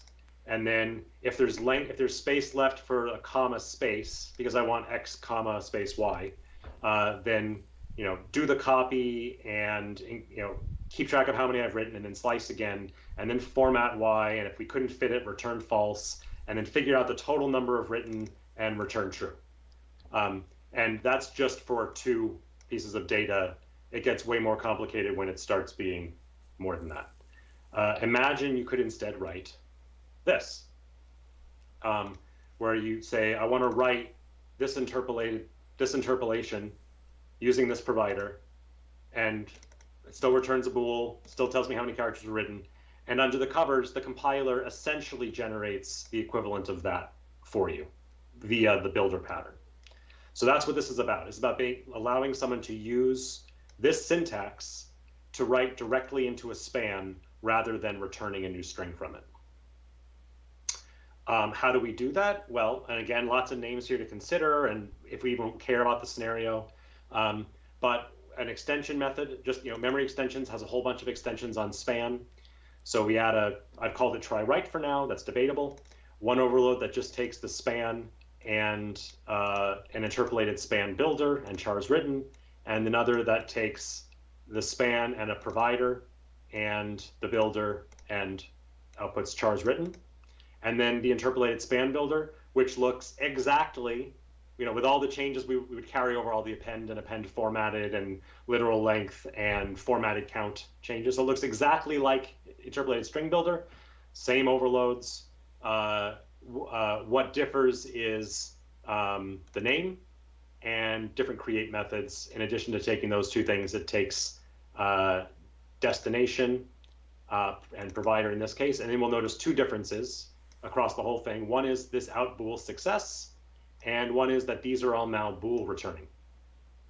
All of these bools, to get back to the question that Eric, if he's still on the call, I don't think he is, asked at the beginning, which is, what does the compiler do when you have bools in this situation? And the answer is it allows for short circuiting. So basically, if the moment one of these calls starts returning false, the compiler doesn't evaluate anything further. And what this lets you do is, in interpolation span builder, for example, we know the literal length that's coming in. We can immediately say, is the length of the span that's been provided long enough to at least fit that literal base length? If it is, great, keep going, return true in success. If it's false, we can stop doing work immediately because we know this whole thing just isn't going to work. So success ends up being false, and then we don't make any of these try format calls. Similarly, as we're going through, if any one of these says, I don't have room to fit the data, it returns false, and the rest of them are short-circuited out, and we don't do any more formatting.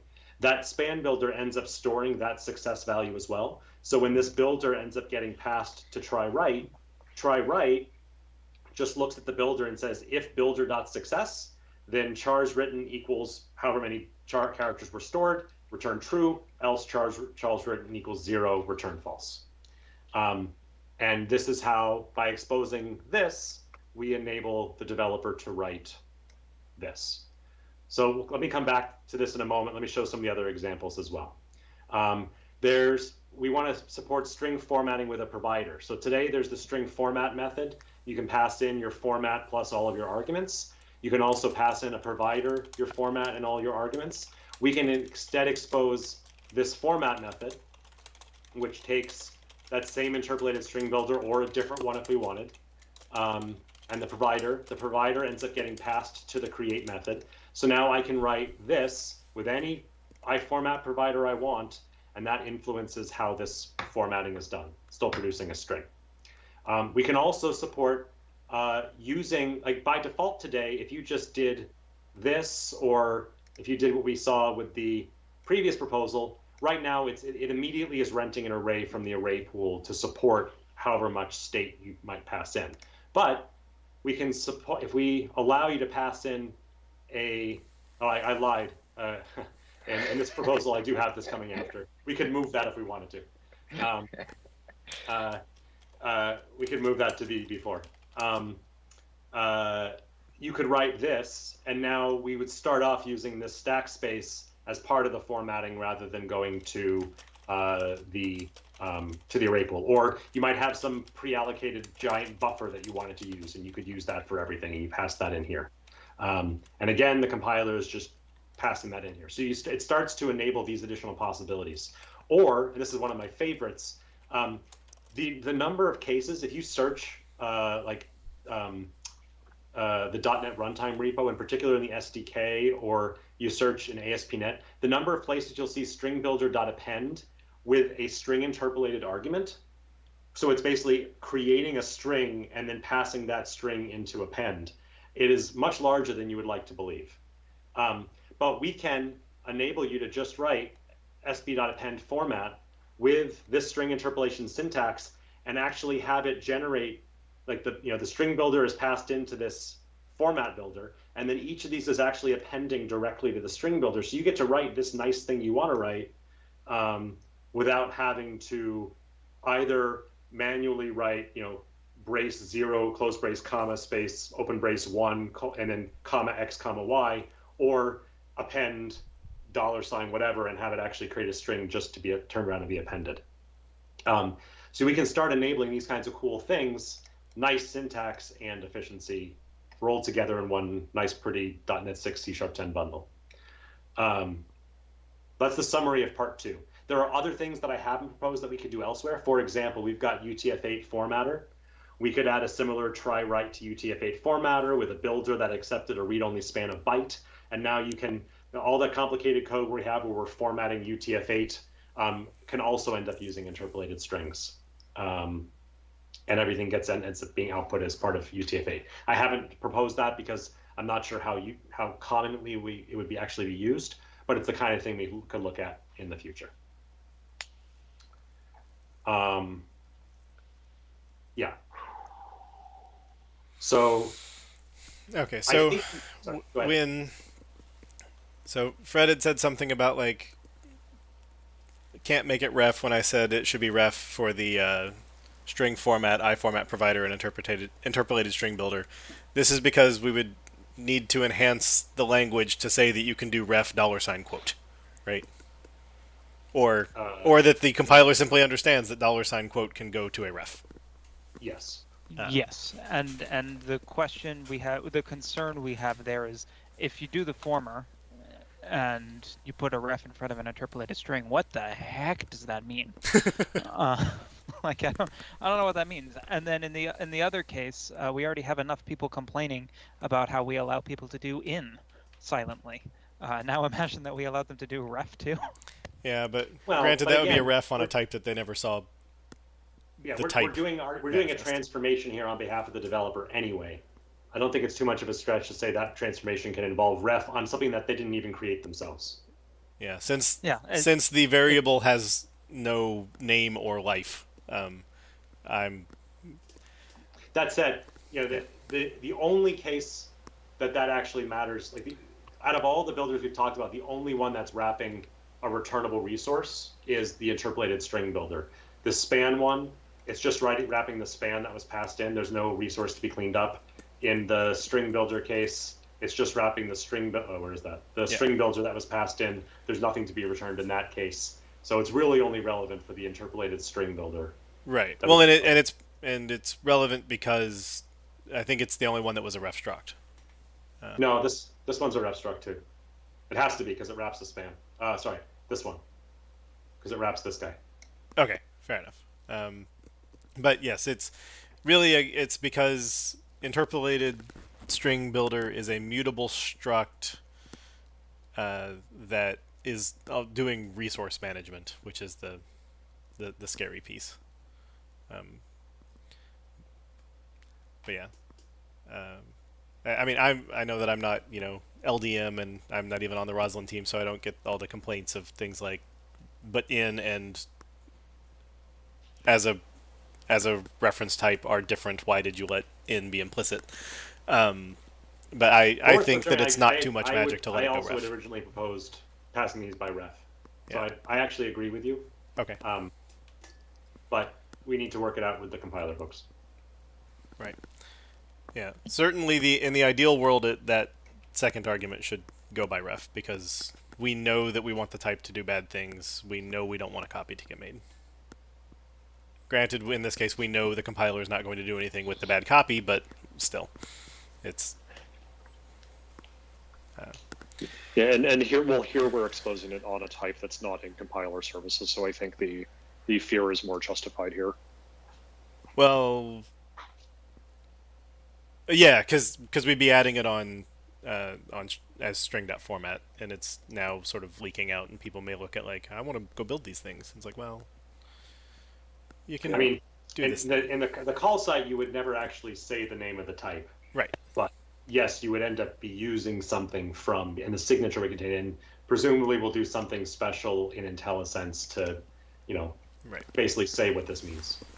All right. So I've taken the note that it should take the builder as ref, and then if this requires, a boxing match later because the compiler says no, then we can talk about it again. So one question I have is, so what happens in all these cases when somebody extracts the argument to a local variable, right? The whole thing falls apart, right? The whole thing falls apart? Sorry, what argument? If you extracted the interpolated string, if you invoked a refactoring, right, on the interpolated string, give me a local argument.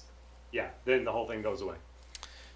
And var says $quote is string, right? Yes. Yeah. Yeah. Yeah, so there are a couple of interesting overload resolution rules that are important to know about when we're talking about these things. If you have an overload that takes a type that can be a builder, i.e. has the append and append formatted methods for every one of these things, and there is a create method, either that just takes if the method has the interpolated builder argument attribute on it, and we can figure out how to bind it, or if it has a just a create method that takes an int and an int, we will prefer that over a method that takes a string.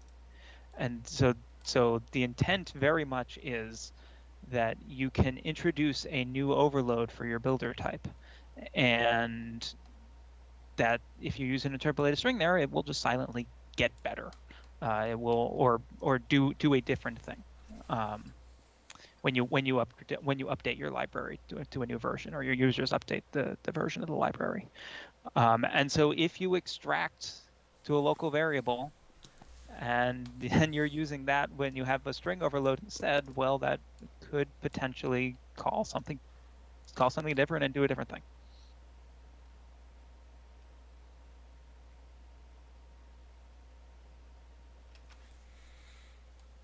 Okay.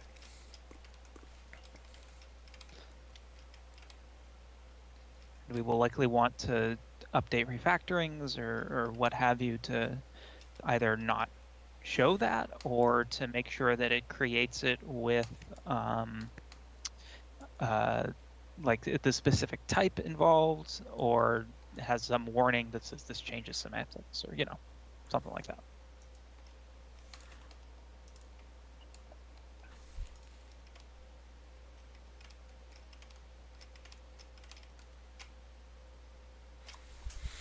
Okay. So I think the first question for this one is, do people agree that this is a helpful thing to expose? Being able to write this instead of that? So when you say this and that, you mean the try format method and then the shorter one? Yeah. Yeah. So from the language perspective, where you showed the generated change with your success waterfall. Yeah. So the rule here is create takes 2 ints. If it takes other things, then they get bound by that attribute, and it's allowed 1 out bool as an optional thing. Yep. And okay, and so the out bool success is that required for the appends to be bool returning, or does it figure out is that one allowed to be sort of voidish, and then all the appends can be bool? This can be void. These can be bool. These can be void. These can be void. This can be bool. The thing you can't do is have some of your append and append formatteds be bool and some of them be void. They all have to be the same. Okay. Yeah, and the reason, for example, say you have a logging framework, the logging framework is going to check to see whether or not the log level is enabled during create. But then the actual formatting of each hole that's going to succeed, right? It's always going to succeed. Right, and something may not be able to answer the question at create, but once you start giving it stuff, it could then blow up. Exactly. Or fail with a Boolean. Yeah. I don't think that scenario is very likely. I think it's almost certain that if the hole itself is going to successfully do it, then create is also going to be able to tell it. But we're not tying it. Okay, and because there's never an implicit string off of these, that's why the pattern here is this just changes the cascade call into the builder, and then it passes the builder in whatever state it got into from the short circuit, and it's up to the destination to understand the builder did something, and you may not be happy with that. That's correct.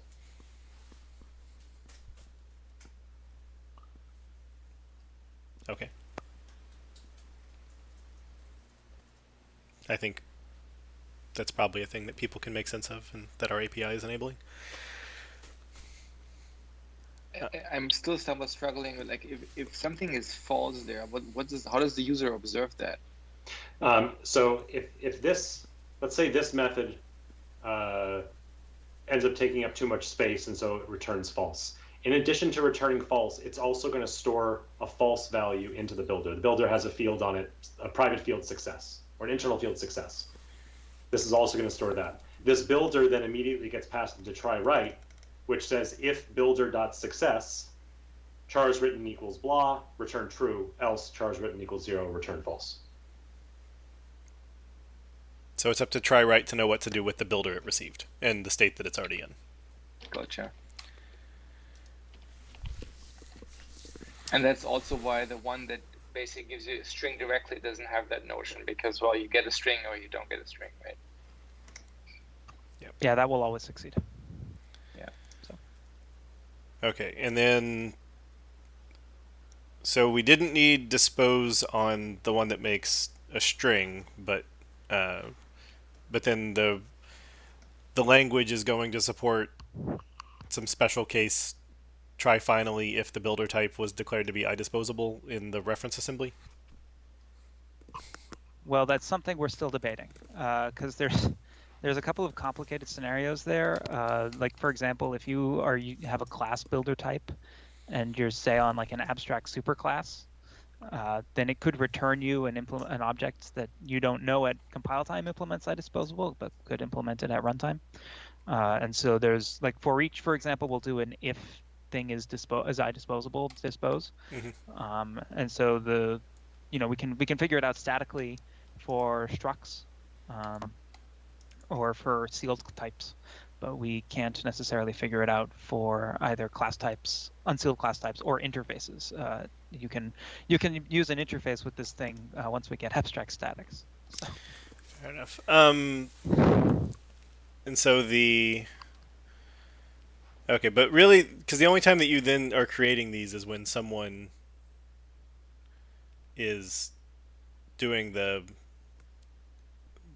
either target typing from the method or they declared it to a local. Yeah, target typing in some fashion. Oh, because it's a thing that we'll have to care about an API review in the future. If you have two candidates for the dollar syntax under overload resolution, that's a failure to compile? That's failure to compile. Multiple builder types are not. No builder type is considered more applicable, even if one of them, for example, has the interpolated string builder argument attribute on one of the methods, and the other one just is a builder type that takes arbitrary things. We could do that, right? Like, we could make a distinction between methods that have a builder type just via the argument type being a builder type, and methods that have the argument that take in context from the method. But currently the thought is that's unnecessary. Okay, but so if we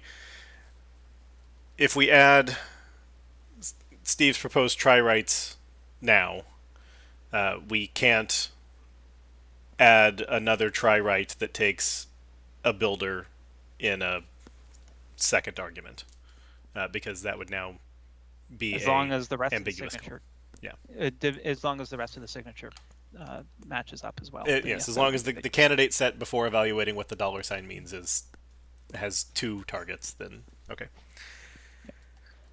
But it's kind of the same with anything else, right? And I guess if you have different kinds of builders, the user couldn't disambiguate by just casting, right? Well, but this is this is the null literal problem, but worse, because with null literal, we're like, well, most things, if you're overloading it, null probably was already throwing, and so it's fine. It wouldn't have worked if you wrote the word null, but now it's if you have a dollar sign quote, then overloading can now cause the compile to fail in ways that the user can't see or really react to. So it's just it's burden on us of knowing what more breaking changes are. But they would just cast, right? I don't know if that's an interesting question. The way the spec is written today, I don't think you could just cast, but that is a question that I think we could resolve. Like, we could allow that. Right, but it would be a recompile breaking change on upgrade, which we generally don't like. So I'm just like, that's the thing that I'm loading into arguments here of the consequence of this feature. It is basically the same problem as null. Right? Yeah. Which we generally accept though, right? Because it's just hard. Right. otherwise. But null/default are a little different than I was passing this formatted string, and now you tell me I need to know what to cast it to. When what does casting mean here? I was not aware that magic was happening. I just wrote $quote and Yeah, I mean, I happened. think I agree with what you're saying, Jerry, but at the same time, I think I'm having trouble imagining a situation where we wouldn't use a different method name to convey something different. Yeah, that's fine. I'm just thinking through the consequences of design on future API and overloading things, which is a little different than talking about the API that you have proposed here. I'm aware, but it was the like, oh wait, there's now a new kind of breaking, or there's a new non-obvious breaking change to our overload resolution breaks. I mean, I'm honestly more concerned about the constraint that you kind of have to put the literal into the argument position, because people frequently put stuff in locals, right? And that all of that stuff makes it a lot more complicated to do that. I mean, if you do that though, like it won't. In this case, it's not going to compile. Right. That's what I'm saying. Like, I mean, normally that's a good thing. Well, it depends on what you do, right? Yeah. I guess there's nothing you could do with a refactor to a local because it. I mean, you would have to end up. We could make the refactorer smart enough. It would need to save. It would need to say whatever's off screen right. Temp equal new that of the span, I guess, or of the counts in the span. Like you would need to do all the work. We would have to teach the refactoring how to do something we don't want it to do. Right. Yeah. Because I mean, the refactoring would have to omit the code. Right? The refactor would have to omit the code that we're hiding under the hood. Right. I guess it would have to do all Here's the man behind the curtain. Yeah, it would have to do all of Basically. it for the ones that take arguments. For the ones that don't take an argument, you could just make a local variable of that type, and things just work. I mean, people extract to locals to make code more readable, right? So in this case, you would do the antithesis to that, right? In which case, like leaving it into the argument is actually more readable than the write X and then a comma and then a space and then Y and just deal with that for me is much more readable than the 600 lines it takes for a properly written try-format method. So I guess I'm not clear though what the concern is. If I wrote var x equals blah and then I tried to pass in x, the compiler is going to say, I'm sorry, you can't do that. There's no string overload here that lets you do that. If you wrote interpolated string or interpolated span builder equals blah, it's not going to let you do it because there's no span to pass in. It's going to say, I don't know how to create this thing. And if by some magic you were dealing with a builder where you didn't have to pass in any additional state, then storing it into that builder is actually going to emit the correct code for building up that builder, and then you're going to pass it into the method, and it will just work. Yeah, I think Emo's just observing that there's in your we can instead enable a developer to write this stuff. There's literally nothing you can do to keep using the $sign syntax while not having it as a literal in the second position in that method call. That is true. Yeah, I'm not trying to like poke holes at your design, Stephen. I'm just saying that the way developers think about like parameters usually is that they have values and they can come from anywhere, right? And now the whole feature is to basically say, well, if except it's in a certain position. Yeah, no, I agree with you. I wasn't pushing back on you poking holes. Right? I was trying to clarify that usually when someone does a refactoring and it ends up doing something wrong, we care more about when it compiles and then runs and just happens to have subtly different behavior at runtime. And I'm suggesting that in the 99.9% case, it's gonna like put an error in their face and say like, right, yeah, don't do that. Yeah.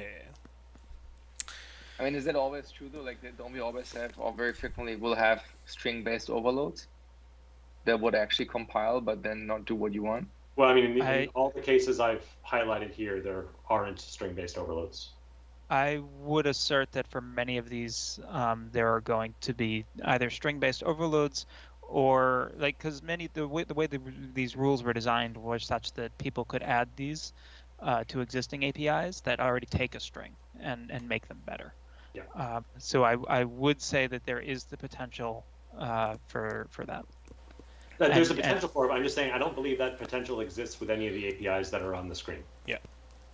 Yeah, you have to. I mean, the try write one is right. fine, but I think the string.format you proposed earlier would be in the same bucket, though, right? No, because that one there is no current argument of string format that takes provider format and no arguments, because that doesn't make sense. Well, isn't there always the object one that is? Yeah, but there's no object. There's no third argument here. Yeah, string.format, when it takes a provider, has a string, and which is the format string, and then what would you like to do with that? And this is using the builder as you've captured all the what would you like to do with that format string.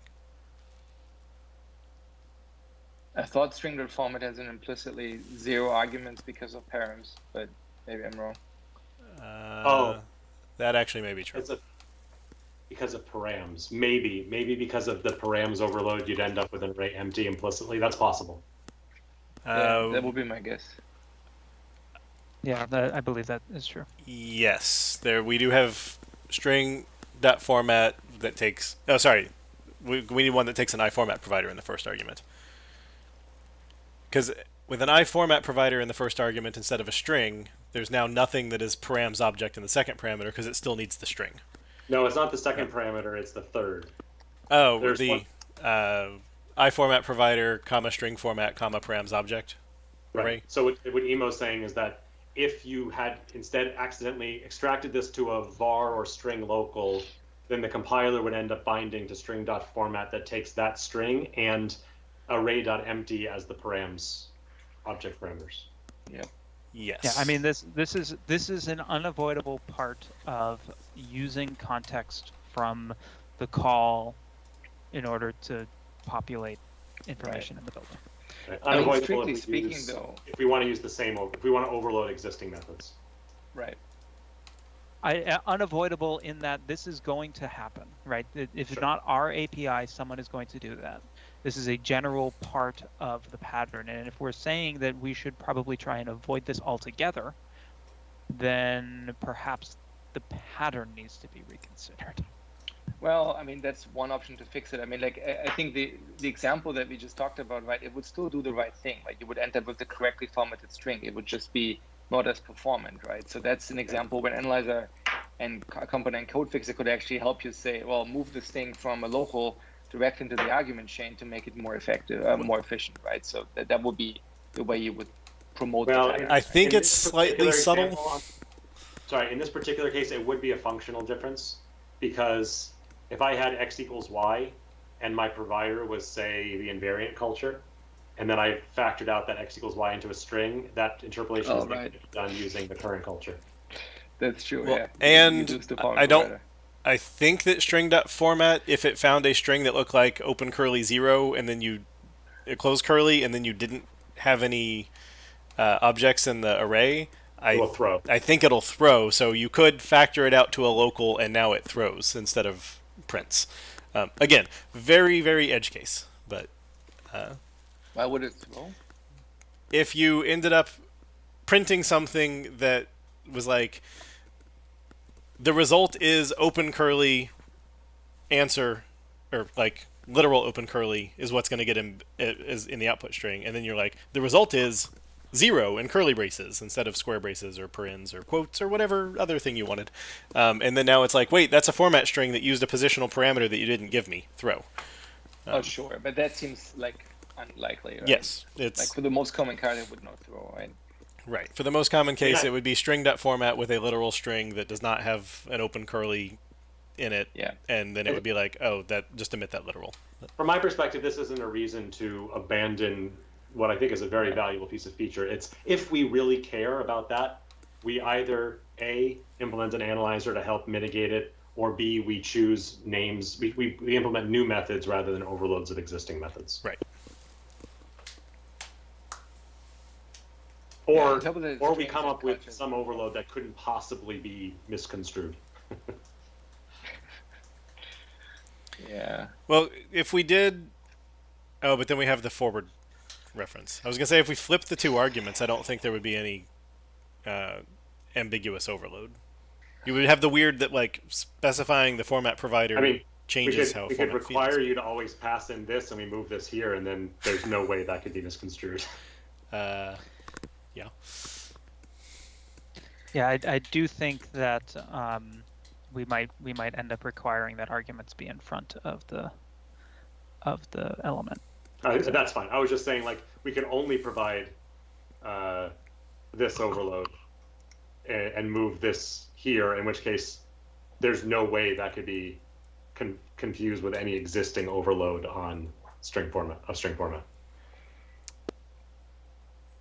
Right, but then you can't if you make the.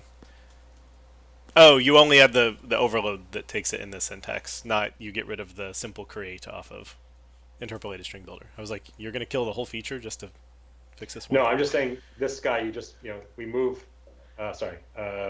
We move this guy earlier, which we would need to do anyway, and then we only expose this one. We don't expose that one, and then there's nothing on string format today that has a second argument that is a span. Right. Right. I mean, it's still unfortunate because I think current culture or like changing the culture is probably something that people want to do, and it's today not great to do that. I mean, that's the general problem with this pattern is that, you could also imagine a world where it's part of the syntax for interpolated strings to pass in arguments, but like now the question is what's the type that they go through? So like without target typing, it would be fairly unwieldy. So it would always be some sort of method call, I think, practically speaking. And so if you want to make that case easier, then... Yeah, because what's weird is I totally buy the compiler's argument for why the parameters have to come first, because order of operations is insane. But certainly looking at this line of code, I'm like, but the culture info should be the second parameter because that's the less important one. Well, and today it's already the first parameter. Right.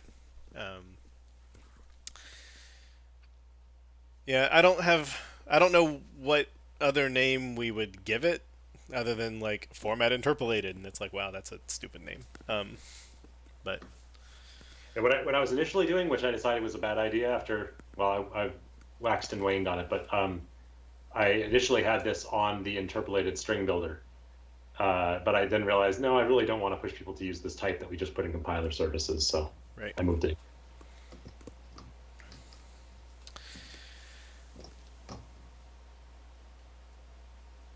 Yeah. So have we exposed Scratch buffer spans anywhere in public API? We haven't. The thing is, it makes a... Oh, no, I know why we would do it. This is, do we have a precedence for the name? We don't. So I think I went through 4 iterations, and I was like, I'll wait for Jeremy and Emo to tell me what it should be. I mean, because if that's the only span it's willing to use, right? If it's use this space or fail? Well, no, in this case, it's start with this space and then grow into the array pool if you need to. Okay. In this case, it's this is the only span you're allowed to use. Yeah. Okay, so for the one that is use this space if it's possible.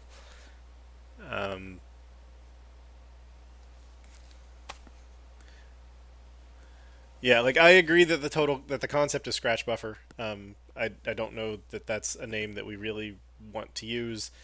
Like temp span also feels weird. We definitely shouldn't call it Scratch buffer. That's yes. Well, then this will do something sad from the compiler because it can't match your name of.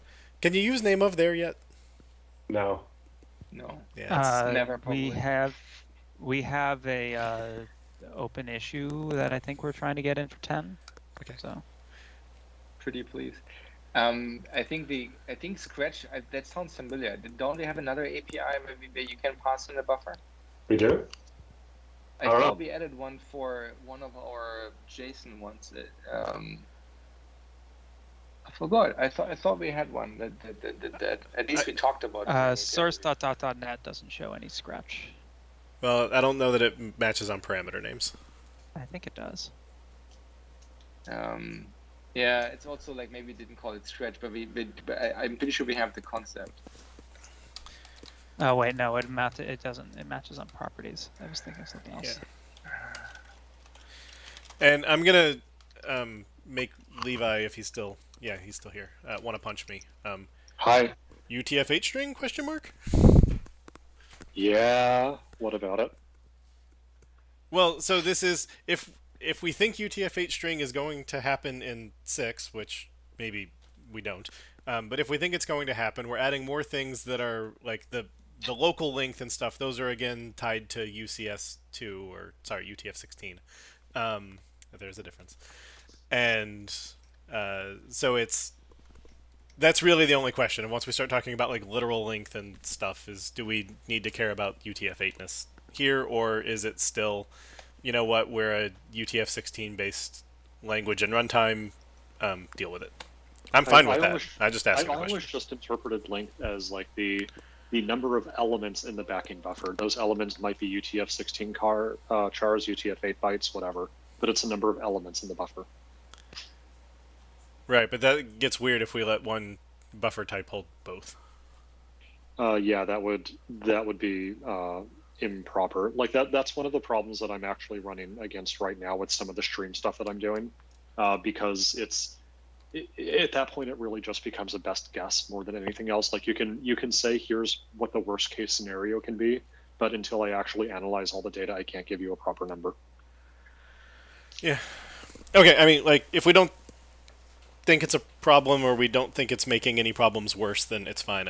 I wanted to ask the question before we... I'm not clear what the question is. I mean, I'm assuming if we ship a UTF-8 string, we'll add a UTF-8 string.format, which has its own builder that's based on bytes instead of chars. Fair enough, and I guess we would make UTF-8 interpolated string builder, and the compiler would understand that as special for UTF-8 string the way that it understands that this one is special for UTF-16. Yeah, because you don't want ISPAN formatable or even I formatable for doing UTF-8 stuff. And I know that it was brought up earlier that like, hey, we have this UTF-8 formatter that we can use, but honestly, like UTF-8 formatter has different globalization concerns than the rest of string.format, and that just becomes a huge Gordian knot to try to untangle.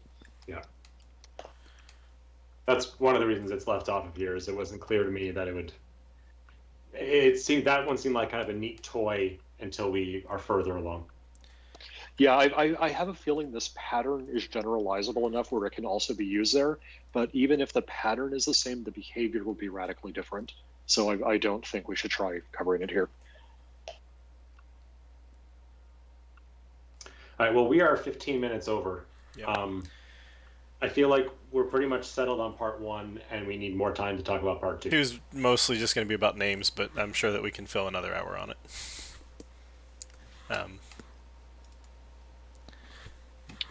Yeah, it seems like we should probably for Thursday reserve 1 more hour on this, and then try to get it done, and then tackle the backlog.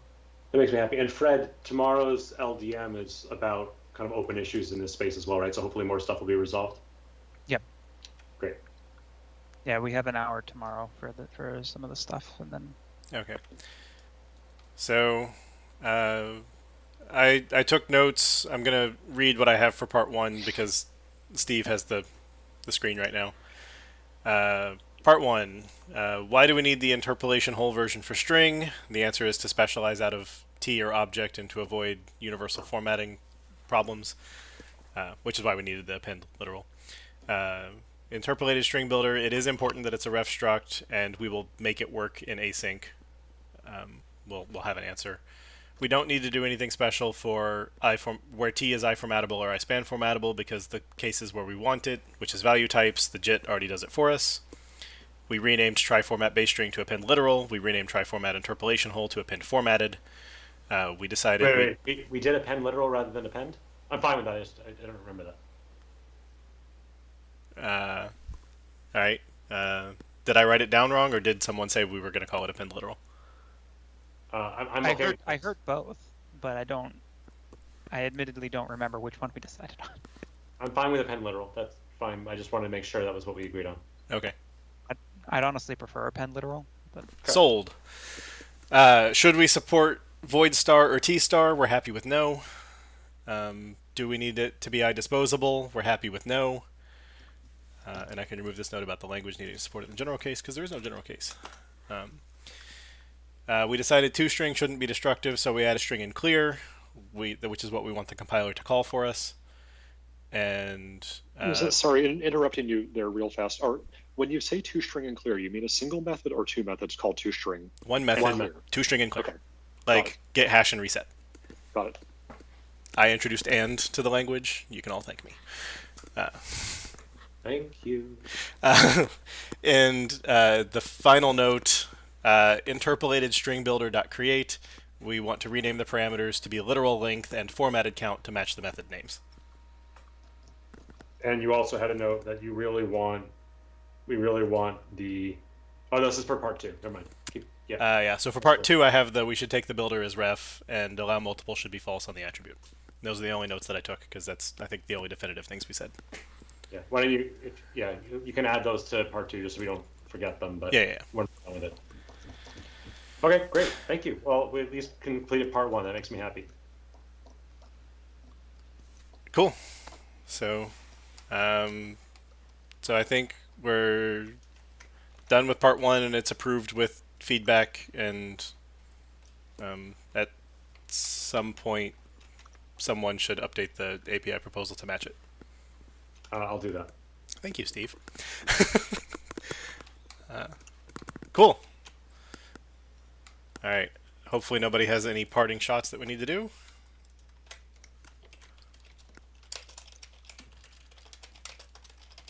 All right. So with that, thanks everybody, and at least on the U.S. Pacific Coast, it is now lunchtime.